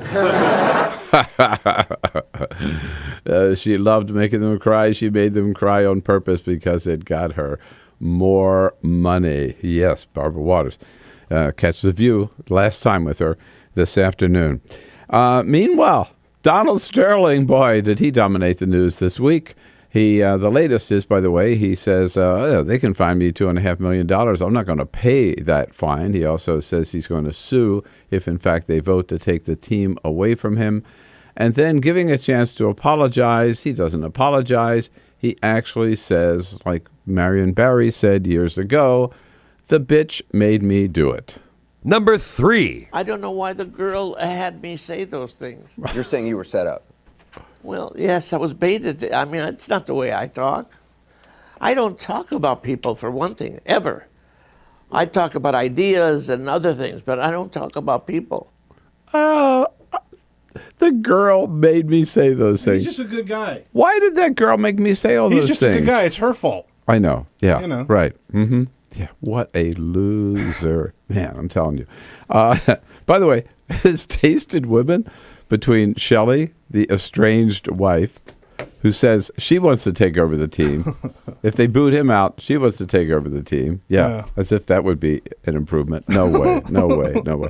And then the girlfriend, right? All right, but he's not going to pay, he says, that $2.5 million fine.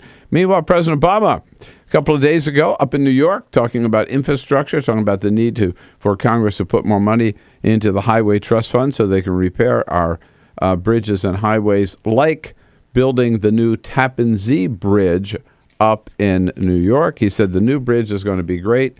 Only one thing wrong with it. Number 2. Workers are building a replacement, the first new bridge in New York in 50 years. It's called the New New York Bridge, which is fine as a name, but for your next bridge, you should come up with something a little more fresh. What a slap at these guys. Yeah, a little knock there. Yeah. Throw some shade on new New York. It is kind of lame. I agree with him. The new New York Bridge? Yeah. Right. Okay. No. Come up with a better name. Name it after a great New Yorker. You know? Yeah, right. Like Name it the Weiner. Anthony Weiner Bridge. Exactly. You and I think of the same thing. All right. Whatever you do, don't name it the Rudy Giuliani Bridge. Don't do that. God. And politics. So much fun. So out in Idaho, they had a big debate for governor. Butch Otter is running for re-election. He's got a Republican challenger in the primary. And he said, I'm not going to debate my Republican challenger unless all candidates for governor are on stage at the same time. So they had to invite the two others, also Rans. Walt Bays, this is the guy with a long white beard. You may see a picture of him, a long white beard down to his navel. Looks like a prospector right out of the gold rush. And then Harley Brown. Harley Brown, who wears a leather cap, has a presidential insignia on his jacket.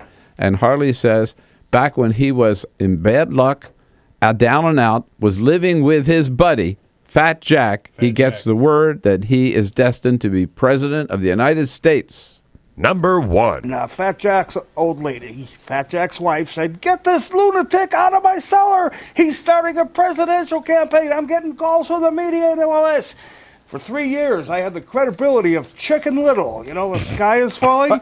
And finally, one day, this bishop from Africa comes over. He says, "I am a prophet of the Most High God." And in that office, I hear authenticate that God told you that. I said, "Yeah, you mind putting that in writing?" He said, "Sure." And he put it in writing, and I got the original at home, and I was able to go up to all my detractors and say, "Na, na, na, na, na, na."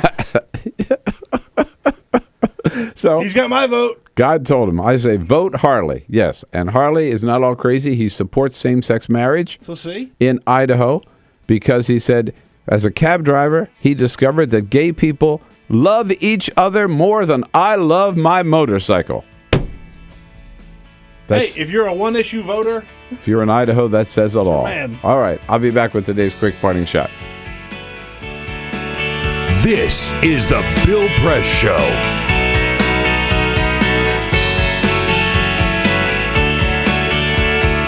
This is my computer. This is your computer. Let's go on the internet. Let's go. Click it. Yes. Okay. I cursor in between the R and the E. Pressing done, I want you to just push the period. She's gonna love me all over again. That's it.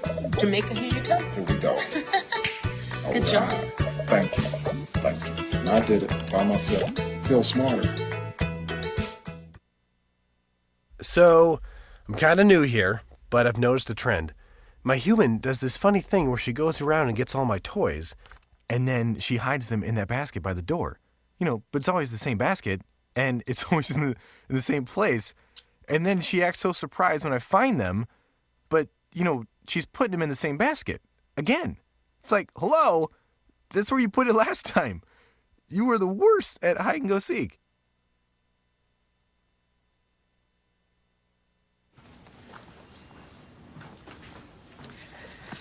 All right.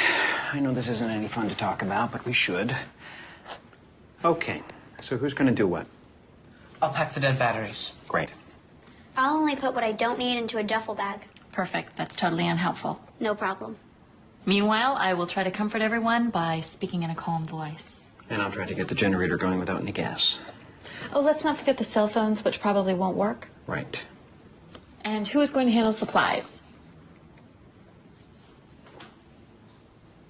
I can forget to do a list for us. Thanks, pal. Well, I think we couldn't be any less prepared. I'm proud of you guys. Talk to your kids about who to call, where to meet, what to pack. Visit ready.gov/kids for tips and information. Hey, thanks for stopping by. You know, I followed your character since the first episode. I'm a big fan. Big fan. Thank you. And listen, your storyline, it makes for incredible TV drama. Thing is, your drug use is very adult content. Too adult for the kids. So I'm gonna have to block you. Oh, man. Yeah. Well, have a good one. You're a nice lady.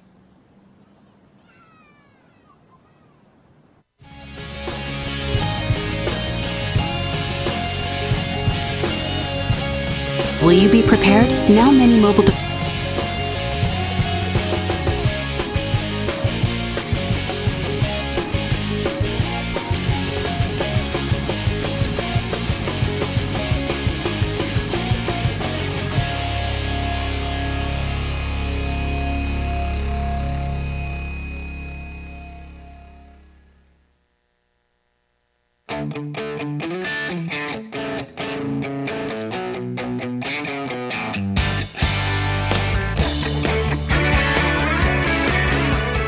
The Parting Shot with Bill Press.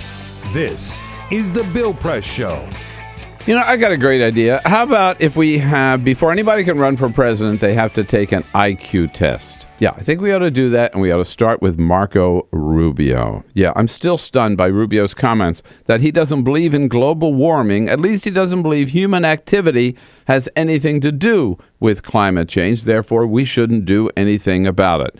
And yet, 4 weeks earlier, the UN released its report citing all the disastrous effects of climate change around the globe. 5 days early, the White House had released its report showing climate change already impacting every corner of the United States.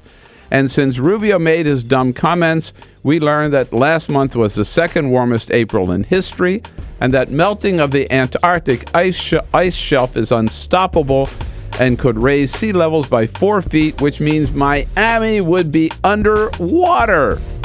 Yes, before running for president, Marco Rubio should have to take an IQ test, which he would flunk. Hey, folks, have a great weekend. We'll look for you again on Monday morning. This See you then. is The Bill Press Show.